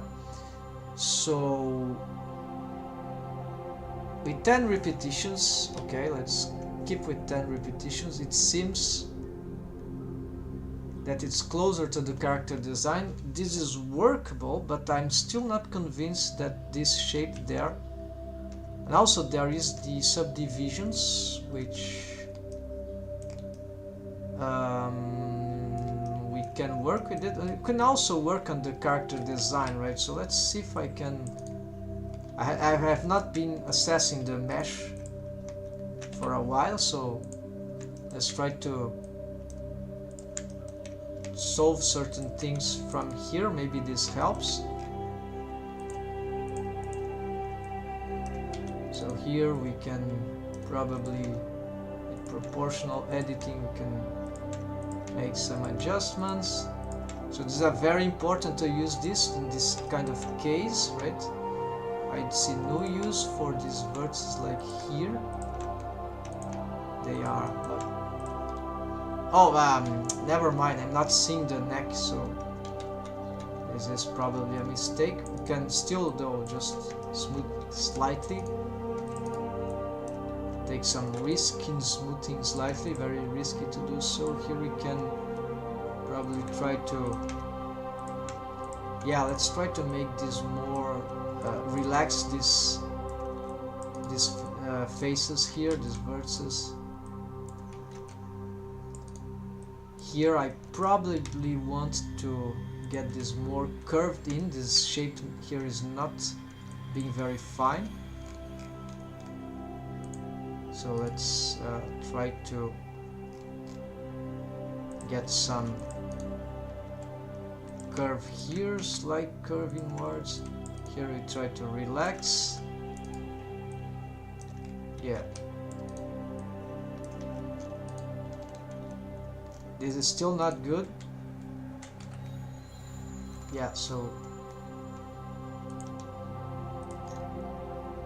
especially not for that lips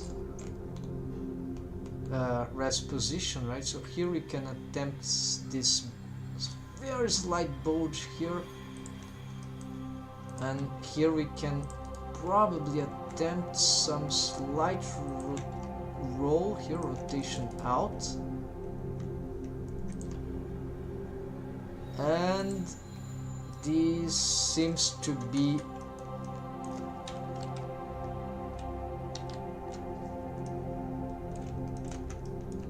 good. We have this crease here which works with the subdivision surface modifier. In case you don't know, I've just learned this a few days ago in this week. I think very powerful for modeling, especially low poly character. I think, well, anything, right? That has mesh. So basically, what this is just some part of the inner mount that was not wave painted. I've deleted. I'm gonna fix this horror thing soon.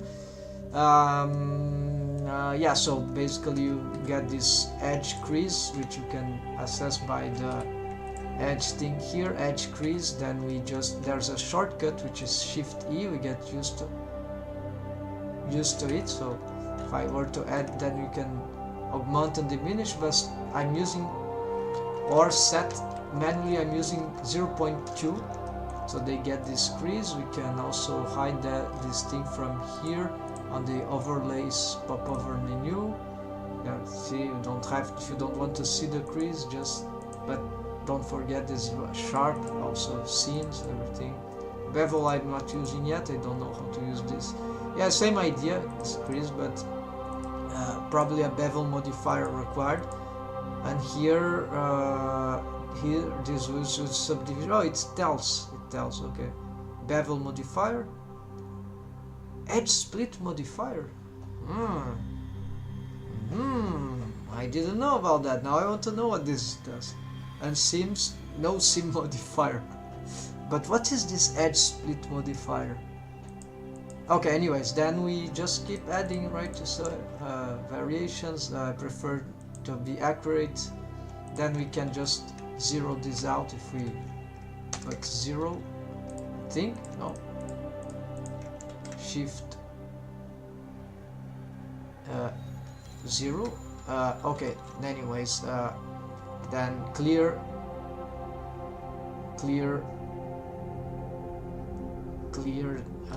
clear that, folks. Edge crease.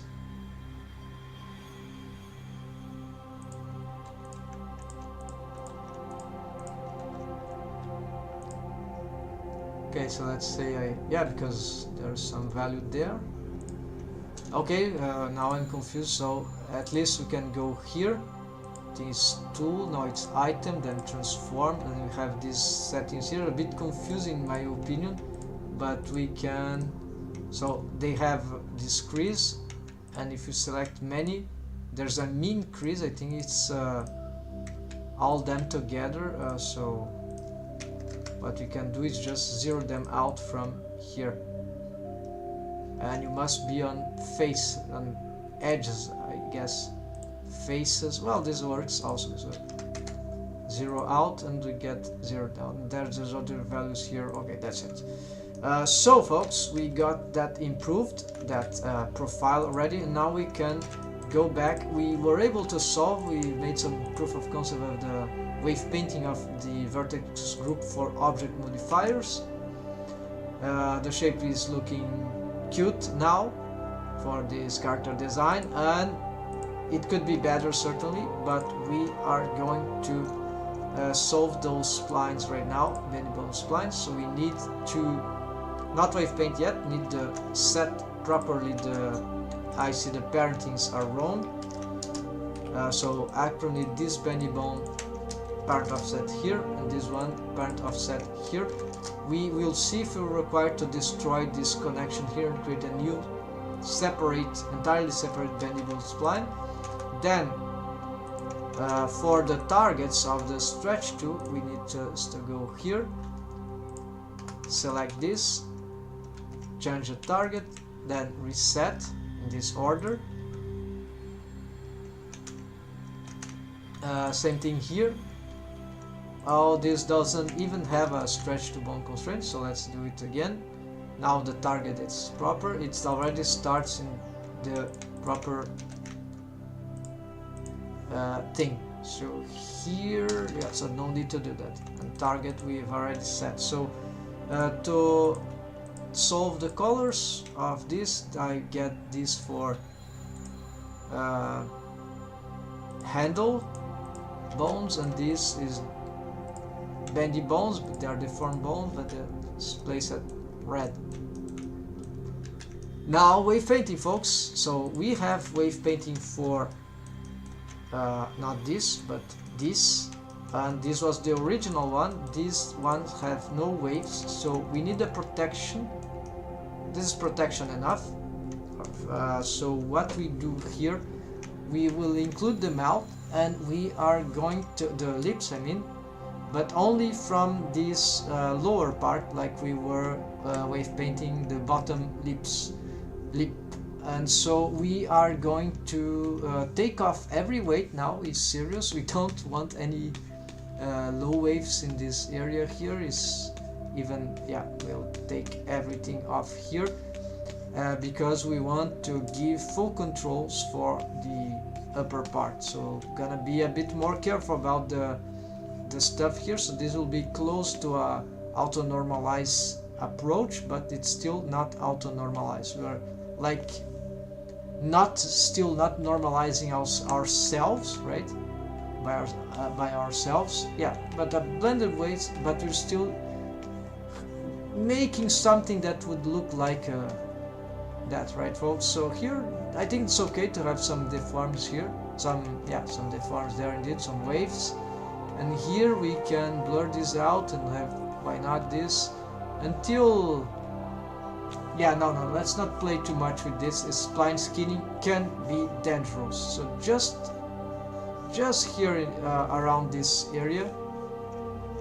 So this is the maximum threshold for this. And here I'm intrigued by the sides, but I'm not sure, so we'll leave it like it here, so sort of organized way. The waves here, I assume we should actually give full waves here, because we want to be able to have good deforms in strong influence here, except there I'm not sure anymore. Maybe here we should improve, but we're not gonna do much here.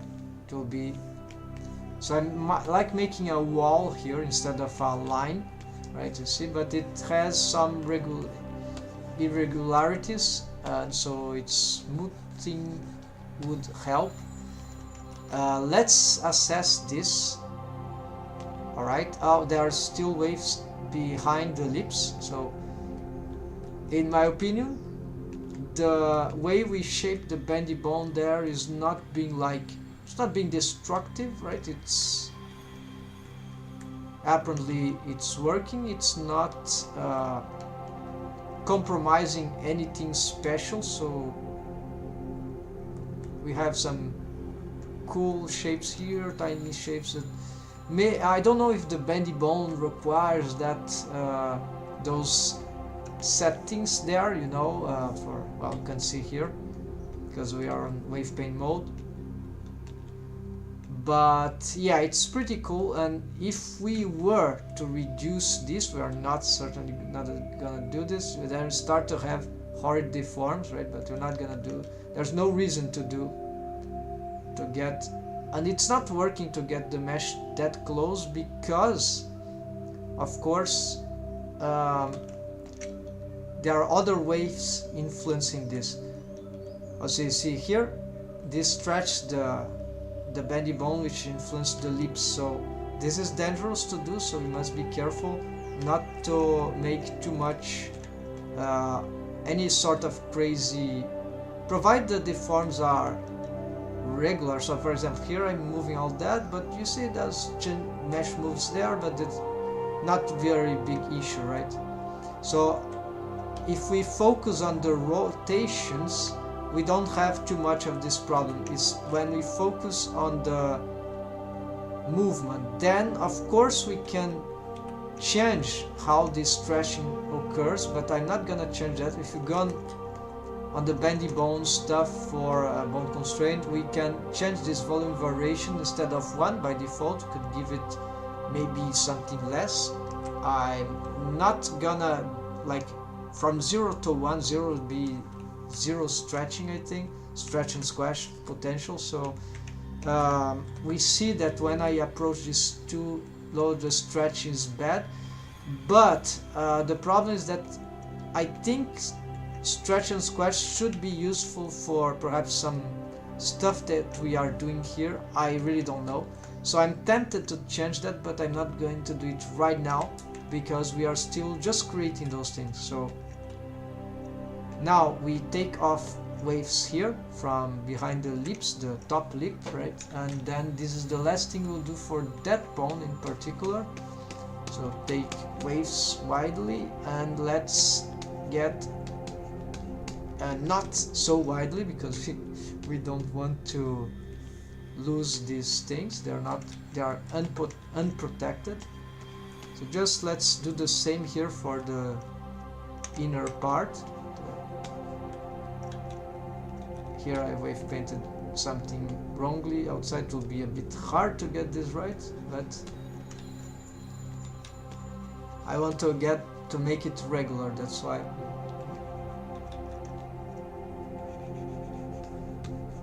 Alright folks, that should be it. Now no more wrong deforms there, and we now start that part.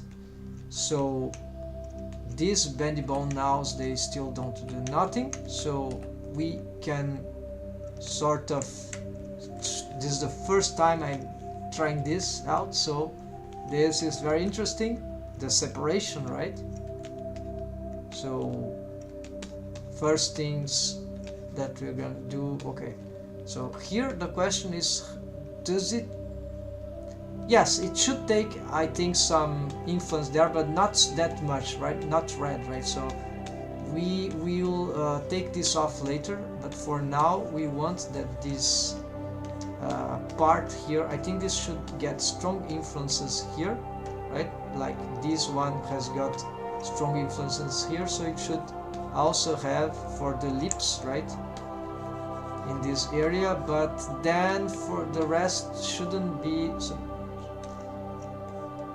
Yeah, then we blur the rest. So here let's do that. Then here we can risk some more because this is a joint region, and then we can just there will be sharing waves, right? Yeah, I see the way I didn't. Yeah, so as they reach here for the bottom, we can blur that thing out. And now from the back side, we'll make sure we get all these waves right, red. Here we can start blurring this out. Good, always to be checking. Okay, so there's just one that is more blue, and then it's all black, and then it has regular things. So let's try to do something similar here. So apparently this will be wrong, right? So actually let me check. Okay, so actually it seems that I should have some waves here like following, so I must see what will be the blue one. I think, yeah, let's say that this one will be the, so already here we extrapolated, and this is the last one. We could protect certainly to make this easier, but this is not gonna be so hard, so let's just do it manually. We don't need to go on edit mode for that unless it starts to take too much time. Okay, so here make sure we get some amount of blurring here, even if it's not totally accurate. That's good. And so here I believe blurring here will be fundamental. Maybe a little more waves here, I'm not sure. It looks like a bit wrong, so let's get more. Yeah, let's get more influence here, slightly more, and then I'm not certain what is best for that top bone. First time doing that. Vertical bone for the, and then here, yeah, certainly here we want a lot of, especially here. Let's see how far this goes. Yes, it goes quite far. So here we'll pick some sort of, yeah, that's something like that, right? So here we can blur a little more, and then it goes here around. There's, yeah, so excessive here, then subtract, we can take this off, and that's also this one here, and there we go. This is regular stuff. Now wave painting, I'm gonna save. Now we can blur this, maybe push this more to the sides. Let's use that to compare once again. Alright, this area sounds smaller than the other, right? So here the question, should we, okay, the nose, yeah, let's get this shared waves here. Hope this is not the end of the world. If this continues, maybe we should increase this slightly and blur more here. Yes, let's add that other one, but let's end there. Right, that's it. Because I see this thing here, that's it. 5-pole star geometry. So here, now we can probably blur the top of the top of the nose. I'm not satisfied with this amount of blurring. I think this is much. We need much less waves here, so let's push this in that direction, something like that, and then we start re-blurring, and that, I believe that is the way to go. Here we can have more though, especially here. I'm tempted to push this a bit more there because of that pole star. I think it's important. That top area. Okay, let's try this, folks. Are you ready? Then okay, so this is happening because the waves on the lips, so maybe we should not have done that. We didn't see any problem with the upper part, but there's another question here. The lips are not wave paint, and there is this shape, right? So the shapes of the lips are reinforcing this thing. So we but what about the profile? Well, these don't, well, it helps here, yeah, so nothing tragical. That is problems with the wave painting elsewhere, or even the mesh. Yeah, it's probably the edit mode, so the rest positioning to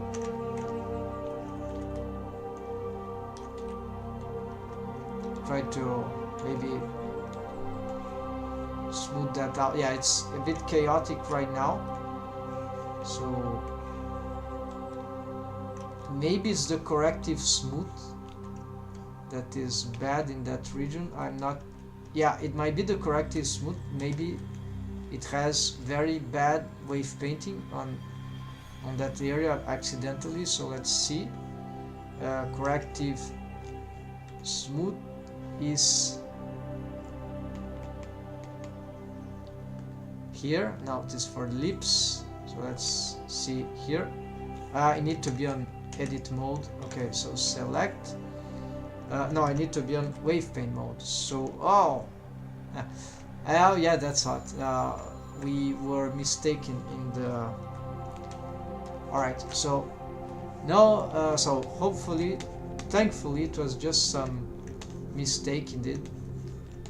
So we are going to solve this immediately. And here, it was just, I think, this thing. We don't want to be affecting the tip of the nose because the shape, but because it's not like the,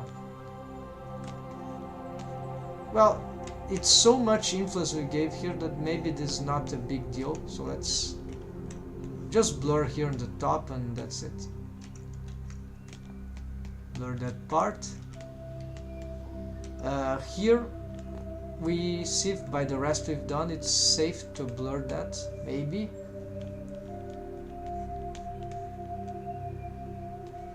Maybe not.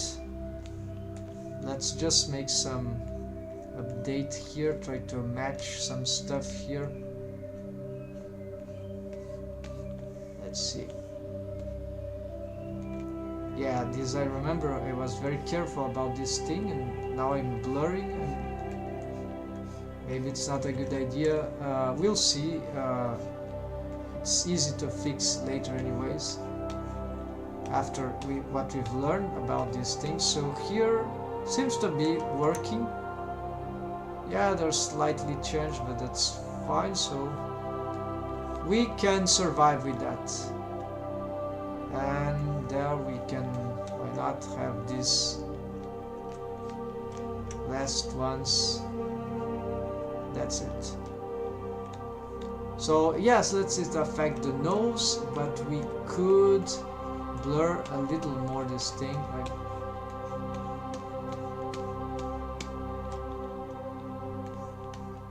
especially here. Maybe we try to spread apart this thing here. Okay. So now it looks much better, right? Fixed. But if we try to pose this, let's attempt again the deforms there. Alright, so we are having this problem with the lips, but we know what it is already. But let's see what we can do with the combination of those stuff. Sounds interesting, although not quite imperfect, but then we have this. We can play with those already. We know we can have a controller for moving the splines and rotating the splines in sync, so sort of a tweak bone for both. Alright, we see that this is quite, let's see what does that. Okay, so Yeah, so rotating this affects the tip of the nose in ways that are undesired, so this is complicated to pose this one in this circumstance. I think it was better before. This one does nothing. So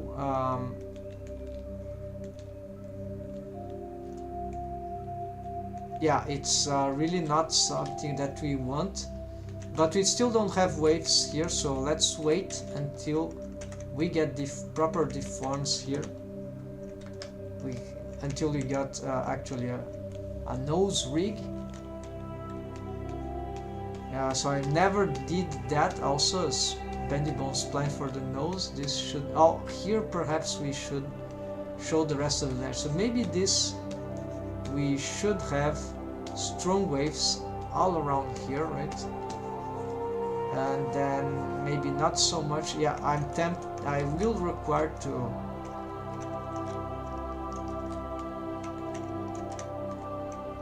so alright folks, let's, I don't need the protection here.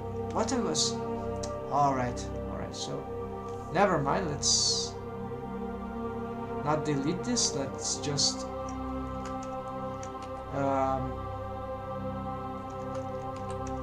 okay, let's select, copy the name of the bone here, then let's go on wave pane mode.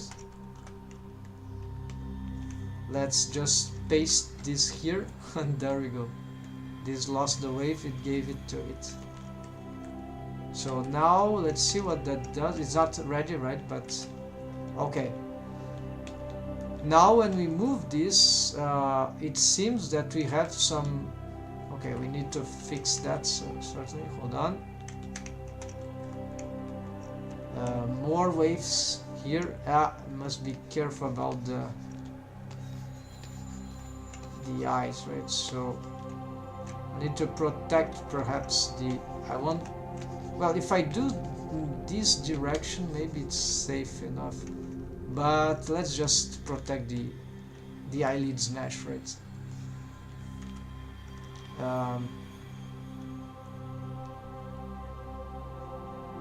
Eyelids, eyelashes, yeah, let's protect the,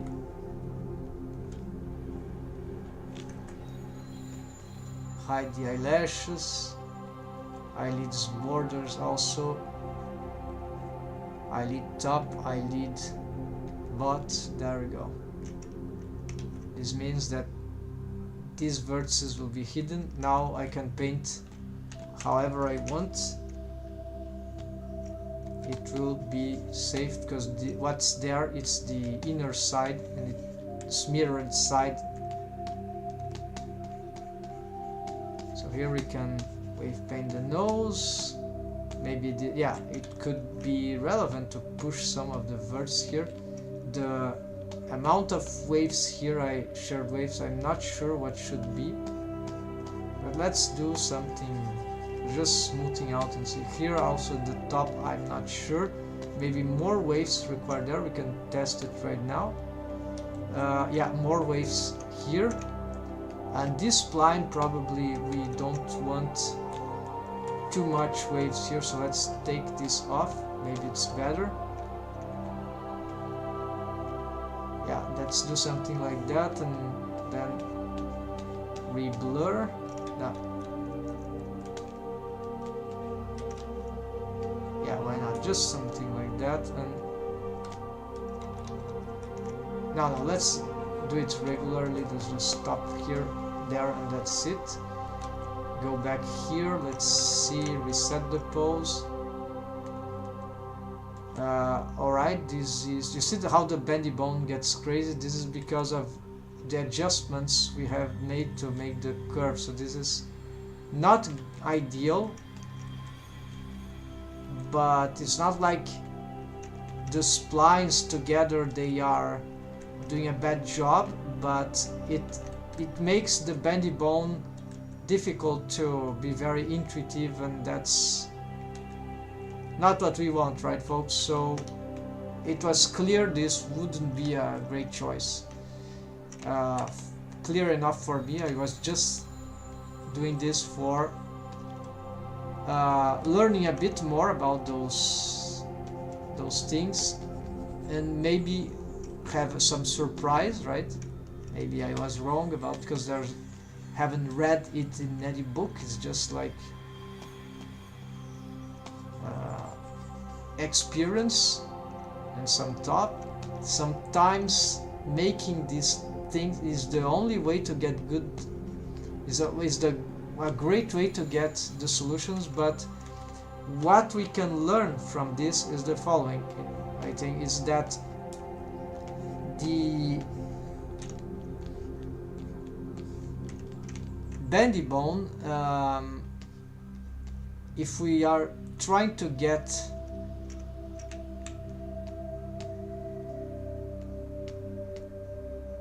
is that the rest position of the bendy bone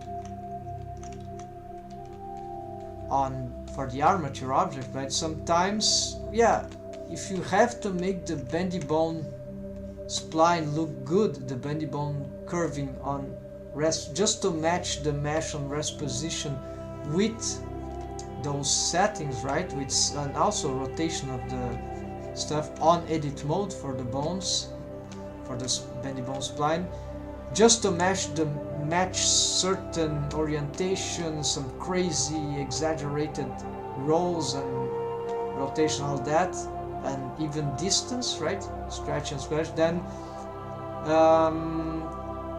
this is probably going to be very critically bad for the deforms. It takes a lot of versatility from the natural, more relaxed bendy bone.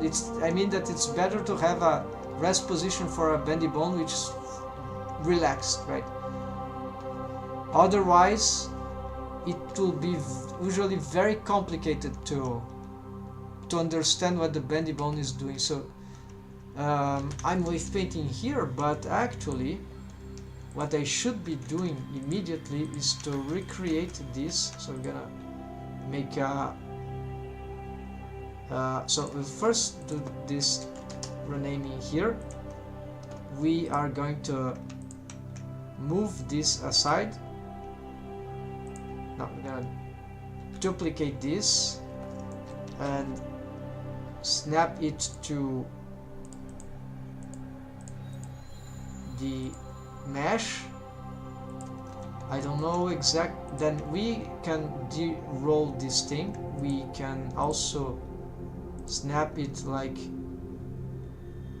they can be matching later on. We can even pose them together, but it's perhaps not a good idea. At least they need to have the right to move individually. So that's what we're gonna do. We are going to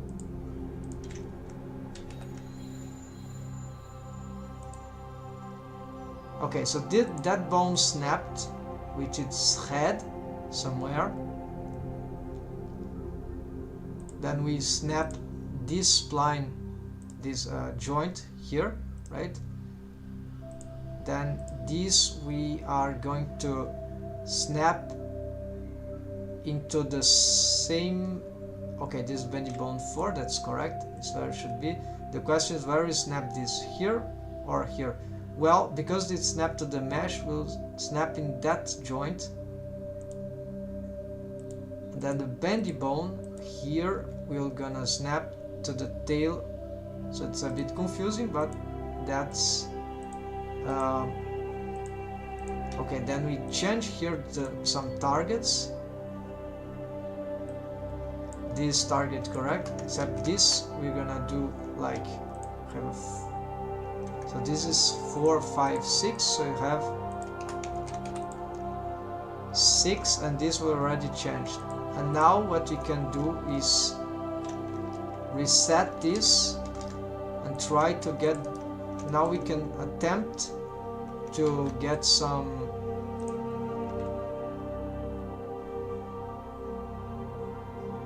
Now don't touch the position of this. It's perfect.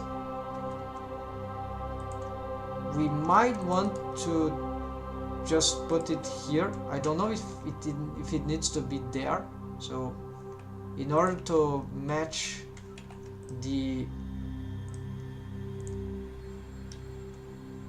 the mesh, we're gonna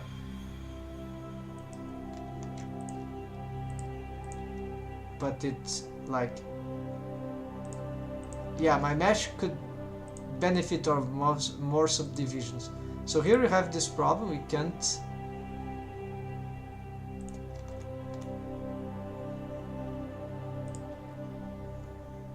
the nose mesh is wrong, it's deformed in a strange way. We can, yeah, this is not. Let's try to reassess this mesh here. Tiny details, but they will help in making the difference. Yeah, this mesh is bad, and probably here I remember I had some problem here with the mesh topology recently. A shame, because I spent already a lot of time doing this kind of reassessment, even on other projects, right? So now I'm having again trouble with this, the mesh topology there. So this is a bit ridiculous considering what I've already worked with that, but that's it. It's not easy to get everything right, so there's many things to. Okay, now it's horrible. I don't know why this is happening. Is the freaking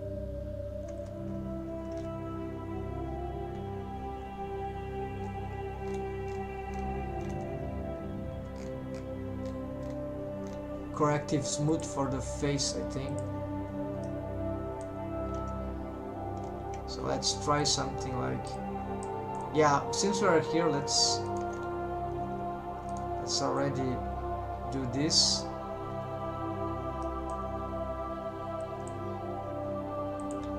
Yeah, that's it. So we don't want corrective smooth there.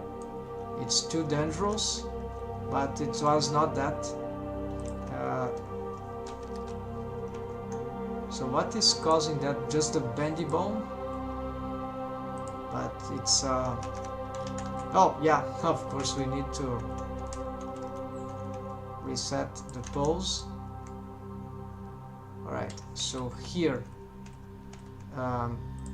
we are going to reset that. We're going to reset that because we've made change on the root change, right? So here the question is, should we do this? Then the rest is like, yeah, this is something that I don't know. Can this control? Yes, it can, but it's a bit bizarre. No, it's not that bizarre, it's okay. We are not supposed to move this a lot, so it helps the profile, right? We can of course readjust, maybe smooth out those waves there. Parenting, offset, and then if we, yeah, then we should be careful. So if we want some other variation, this will push everything there to be quite crazy. Then here this could be complicated. This is why we might want to have some relation between these two bones. So I think the good relation would be to have a tweak bone. So we have been creating this for a while now. Let's make some sort of, okay, so it will be in this position, but here, then from here we add a bone.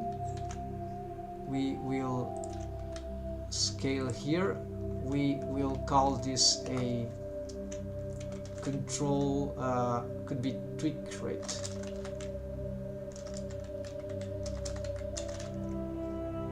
Because we could have a, yeah, let's start to change for this, and then, and these are not exactly control bones, they'll be tip bones, but yeah, it starts to get handle bones, right? So B-bone handle. That is, this is another category for me, so I'm organizing like that. starting target. So this is profile, face. Yeah, this will be so nose tip, whatever. And so what it does, if we change the color here, could be a maybe not that color, but that's what we've got for now.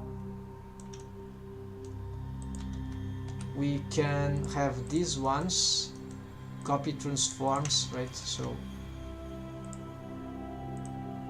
they'll move together. Copy transforms, of course, on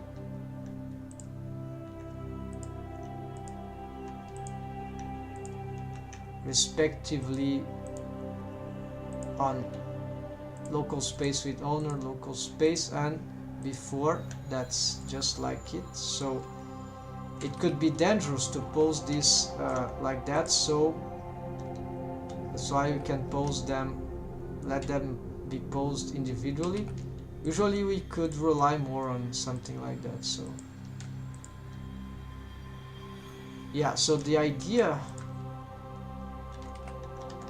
that this bone starts in a different condition could be better, so that let's just try it now. I'm about to conclude this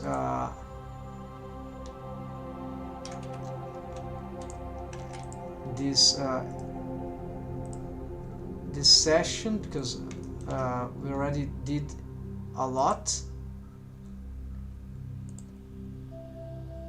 Let's try this, then snap to here, and then here there is little chances that we solve that. We need to indeed make stuff here. I hope this won't be, if we can get like both them, perhaps this gets some regularity. So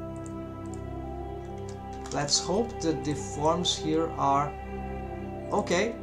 Alright, so in this case this helped apparently. Let's see here. Okay, because this is something that should move in any, it should be a bit of a, should have some sort of anomaly to fit the character design, the profile. So same we could say. So this was a good example of this organization. Then here we need to reassess also. Yeah, this mesh is horrible. What's happening?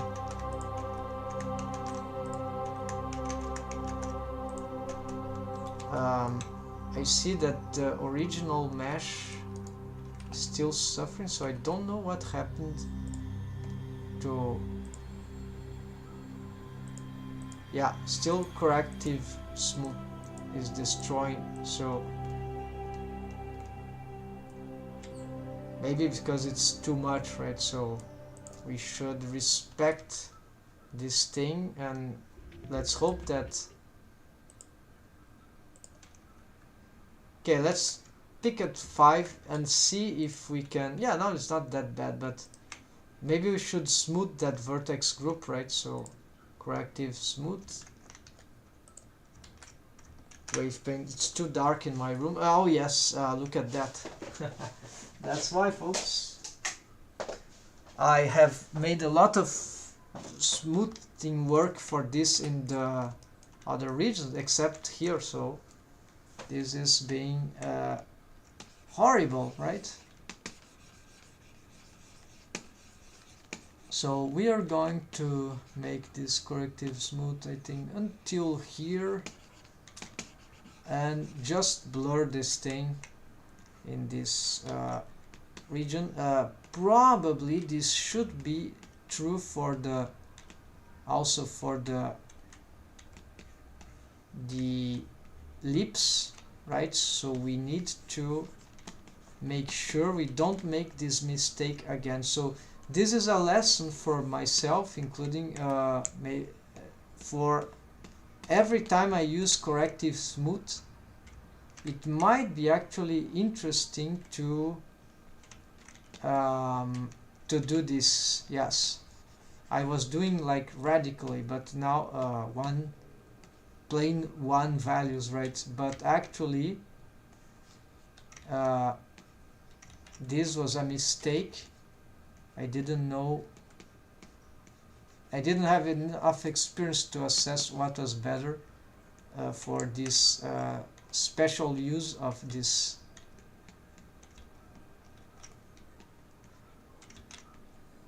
Okay, and now YouTube is willing to destroy my live streaming. No, not destroy, but it is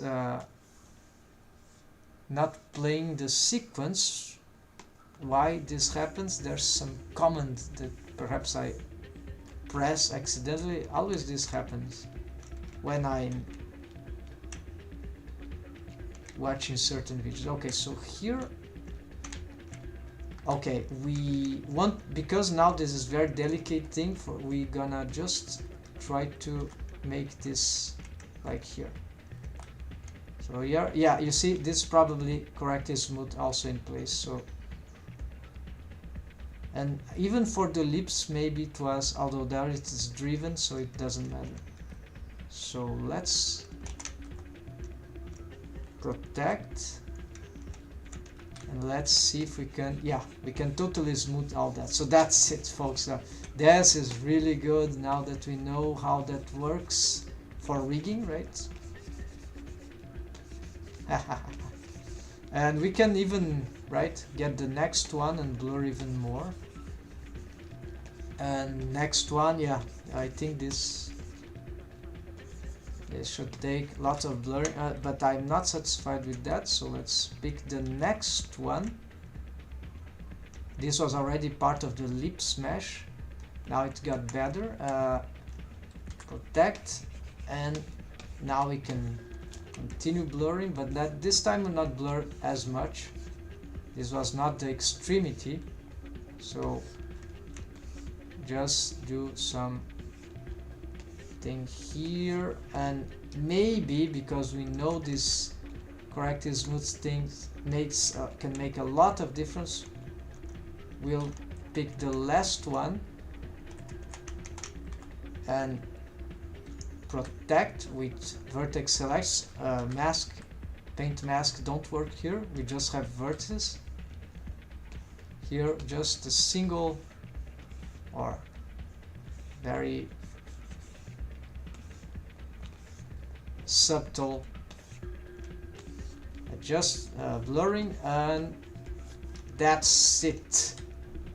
So folks, yeah, the spline here, let's reassess.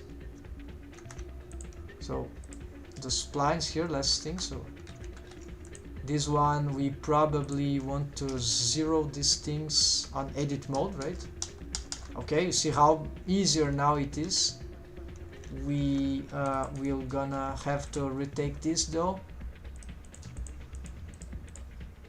So first we take this and place it on the some edge, maybe. Yes, here I don't want to do this. I attempt to, but it's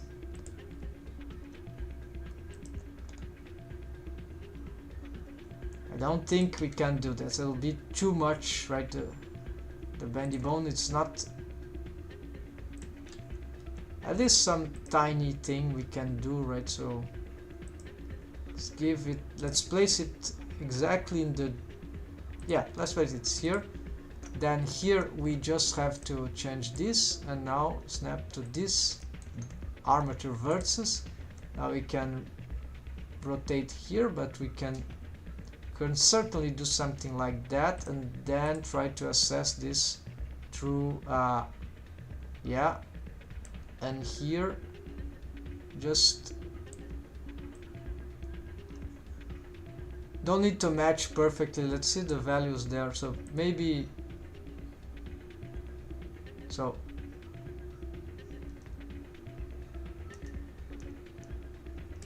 now let's zero out. Let's see again. So ease in is in the beginning, yeah, is the ease in. So let's try positive that doesn't affect too much the top, so the inverse would do.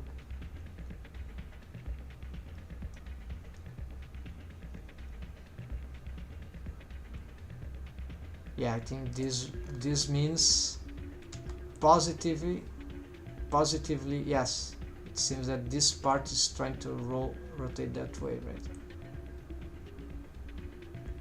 So okay, let's add. So start on 1. Let's add. Start on 1.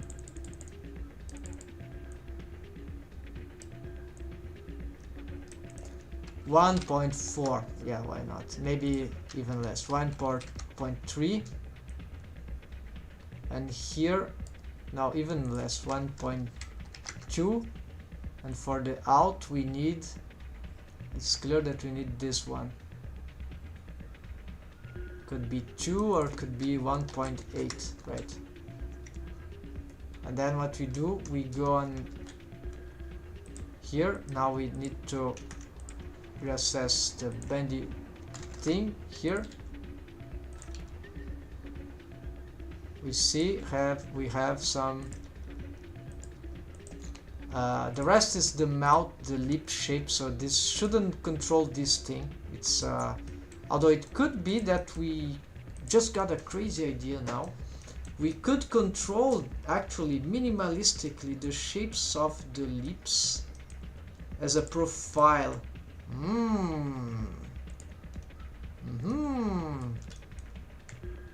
That would be very minimal details, but it will be very, very accurate, folks, because then we can have a bendy bone for this profile, all around the lips.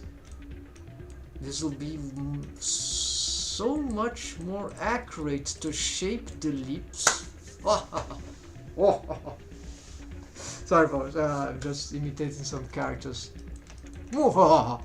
Actually, this is a genius insight. I'm not lying here, folks. I haven't seen that before. It's just, but logically it makes perfect sense, because it's a profile, but not for the face, for the detail of the face.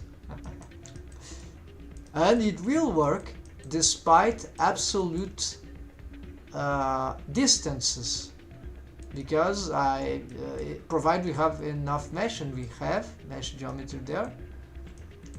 Provide there's enough zoom, I think we have for this.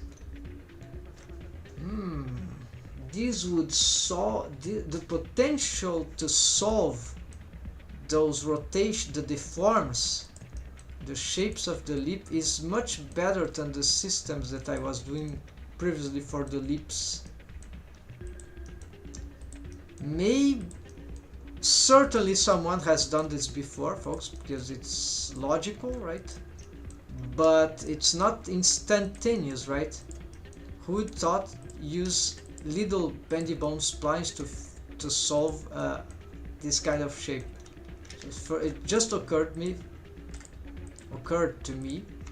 Okay, let's think before so we ended with a precious insight that could be a game changer for our mouth rig. Yeah, this is a game changer if it idea is accurate. We'll need to test it out, because besides what I'm doing here, there are many things we haven't.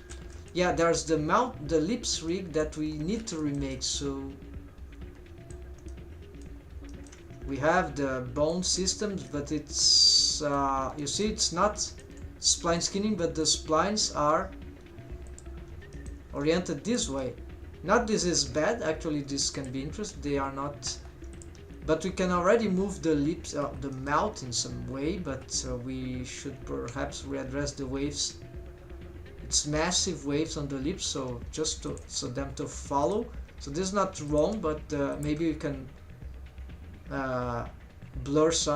make some gradation on the lips, right? This could have lesser influence in some areas, and yeah, more here, less. Yeah, can make some gradations.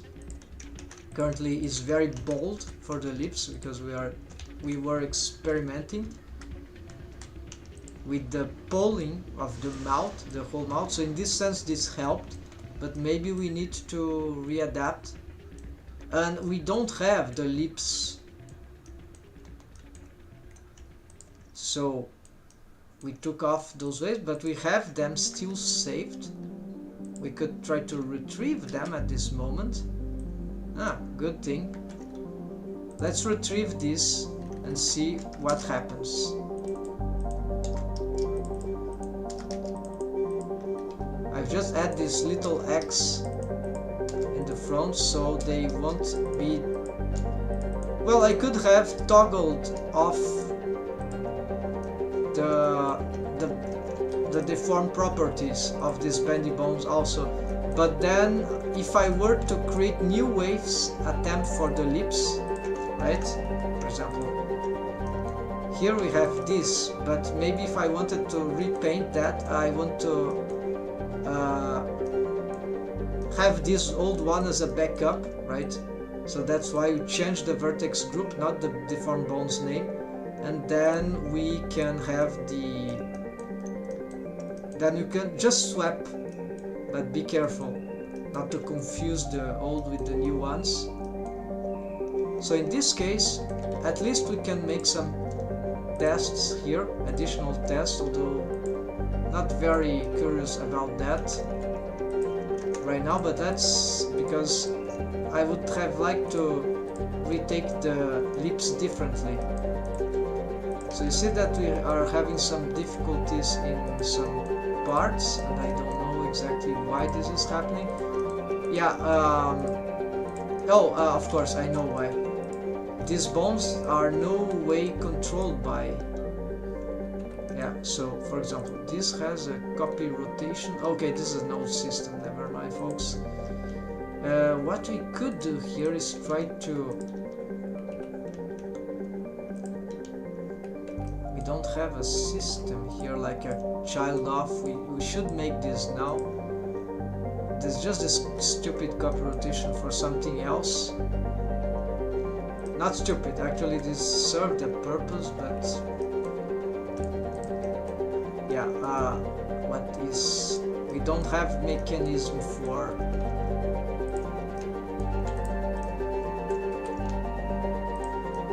We are lacking a... Well, at least this is back to functionality, right? So, let's see. Yeah, it's still shaping that because probably those...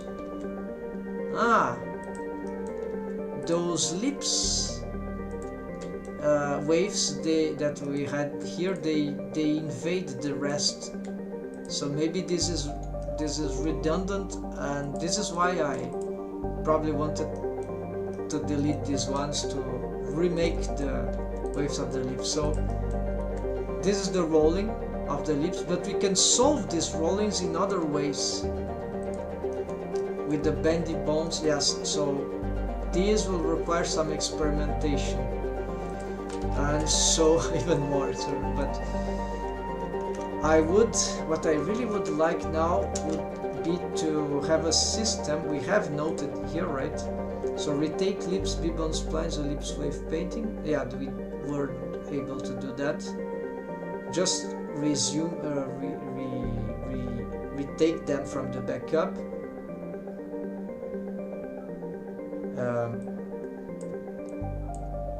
These colors I cannot read. Hold on, let me see here.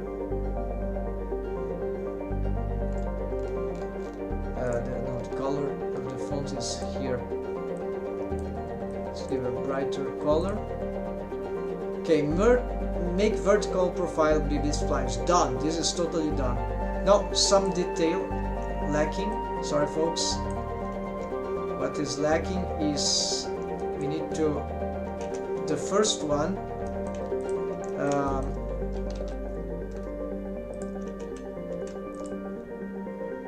just here the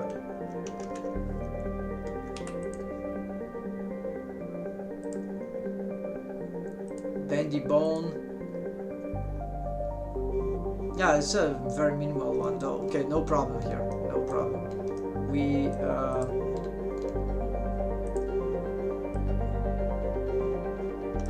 yeah, no problem. So it's done. Okay, so sorry, let's go back here.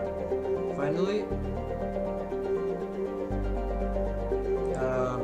Okay, so make vertical. Okay, retake lips, B-bones, splines, and lips wave painting. This is what's going next, logically.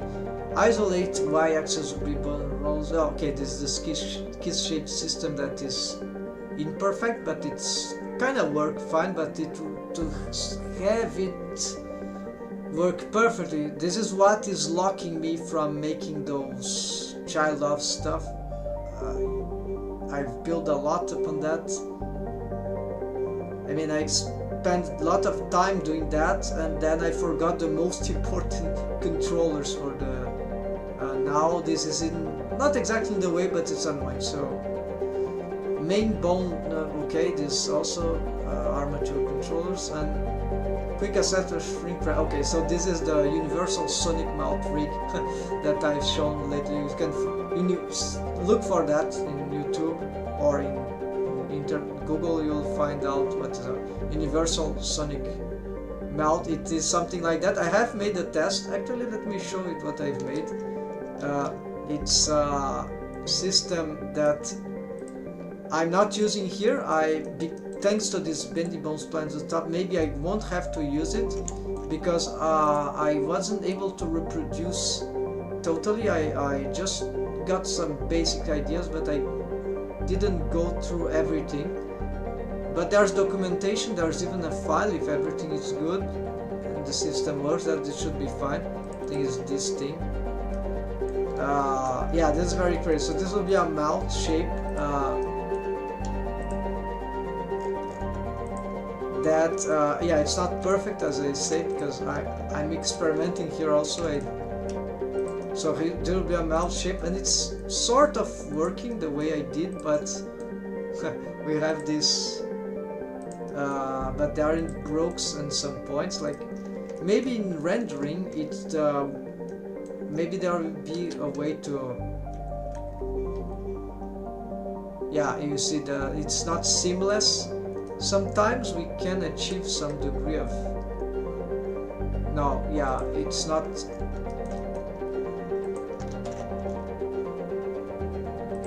But the cool thing is that, yeah, it's sliding. The shrink wrapping thing works. There's even, you can rotate, so this is the real problem is to make it seamless. Yeah, actually, and there's another problem is the whole thing, making a hole inside. There's Boolean, but there's another yet tutorial that is related, the Kirby thing, you know, so. But I'm not using the Boolean, I don't know, it's also another thing that I need to test. But in principle, this shows tremendous potential, right? It would be really easy if I could get this into that character for the mouth moving, right? Kind of crazy, so I'm still very interested in that, because if I find it will be for this week, folks, I would like, maybe tomorrow, I'd like to include this when into the, yeah, exactly, into this, my character, right? And see if that works, right? And there's the greatest thing, however, besides this mouth thing, this is a slightly more realistic character design, right? The other thing that is great about that, which is a great insight actually, is that there is a control there. If you watch the Universal Sonic mouth rig, is that these bones or this system, the mouth interior stuff, they are constrained in some ways that I don't know exactly how to. The center of the mouth hole, and so as we rotate, this is why I've made this thing, so that and it's not perfect, we need to increment this system. then all the arcades, everything will rotate, will redirect themselves, like point towards. This is like a target. How to say it's a stretch to even dump track, whatever, lock track, probably dump track to do well. And then this automates this. Of course, this can get problematic in relation to the shape, yeah, the pivot point.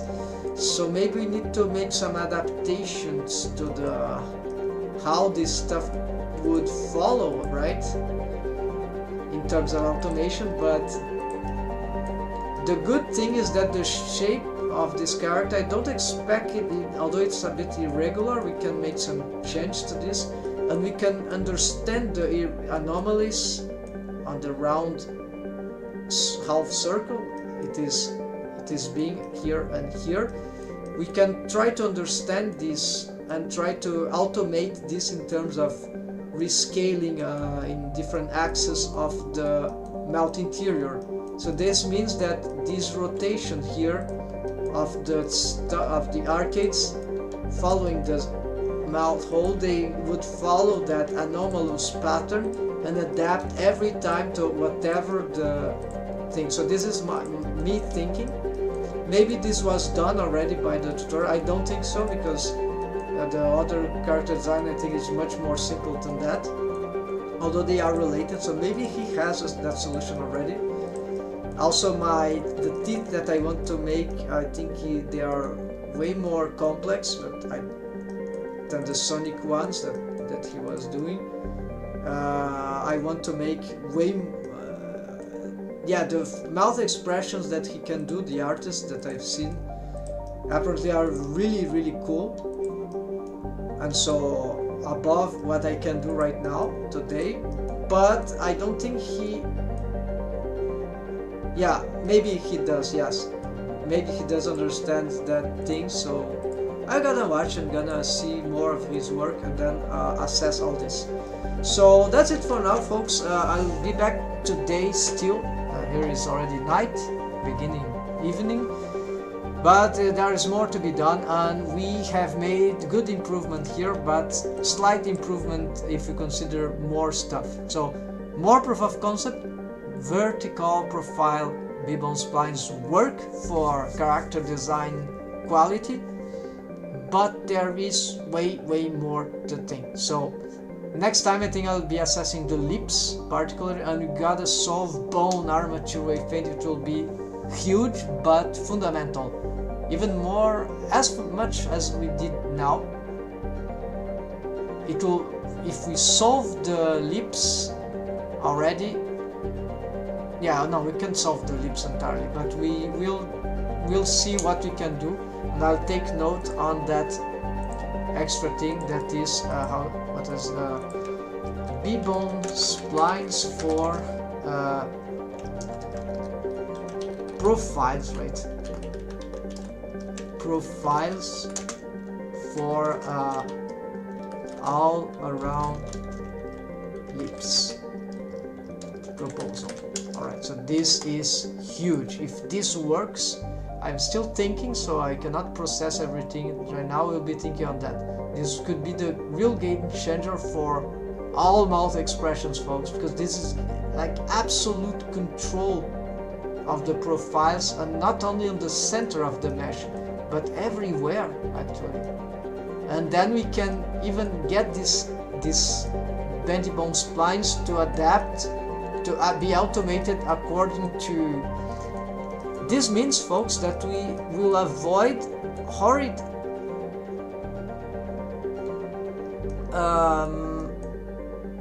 then the problem would be basically how we get these things to adapt to the deforming of this mesh. It's like a mesh following another mesh, a mesh that may not be deforming exactly, because the bendy bone splines, they might be in place and not changing them, means that that part of the lips won't be changing. But then, so imagine, right, tiny circles, half circles around here, right? So and these will be moving the mouth. The real question then would be how we'll get these bones follow the mesh. So the idea here is the following, folks. We need these bones to, imagine the lips didn't exist. We need to bring this mesh anywhere with good deforms on this, with maintaining some of these shapes. Oh, I got an idea with shrink wrap. We can have this face mesh here shrink wrapped to another face, similar thing, with some degree of variation, perhaps negative or positive. So probably outside, right? So it won't shrink behind some, but it could grow out. So outside shrink wrap.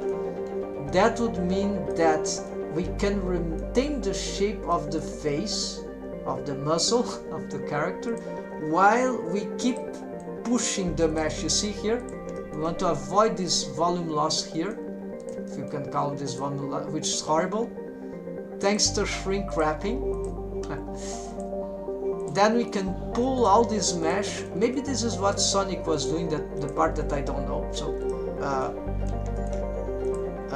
forgive me if I'm overthinking something that's already done, but maybe this is what I'm thinking is slightly new, because I don't need to shrink wrap the lips. I'm thinking a different system, slightly somewhat different system. And the lips, then it will, those splines, right, they will move like in bone constraint, but as a whole, like following this hole, right, that is being pulled and pushed by this stuff here. And then the splines come where, with readjustments, where they shape the lips, the mouth, and then they give perfect control of how we shape every expression of the lips, because they can control the lips on all axes without incurring, with hardly incurring into artifacts, because we would have them moving in very controllable way, at least in my mind. Aha. So okay, let's add this, another great insight here, and this thanks to the shrink wrap ghost mesh. Shrink wrap, face, mouth face rated mesh, to ghost mesh, for mouth, bendy bones, spines, to maintain shape.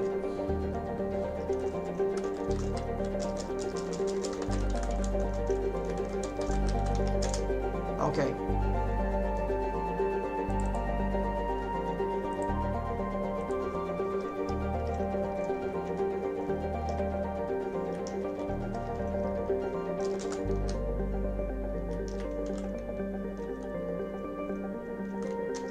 Exclude lips mesh to ghost mesh for mouth hole motion. All right. Okay, and have bendy lips, bendy bones, lines profile.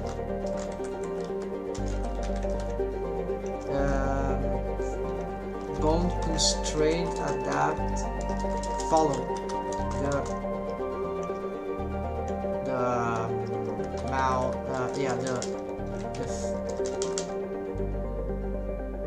the mouth hole structure along the face, the mouth face.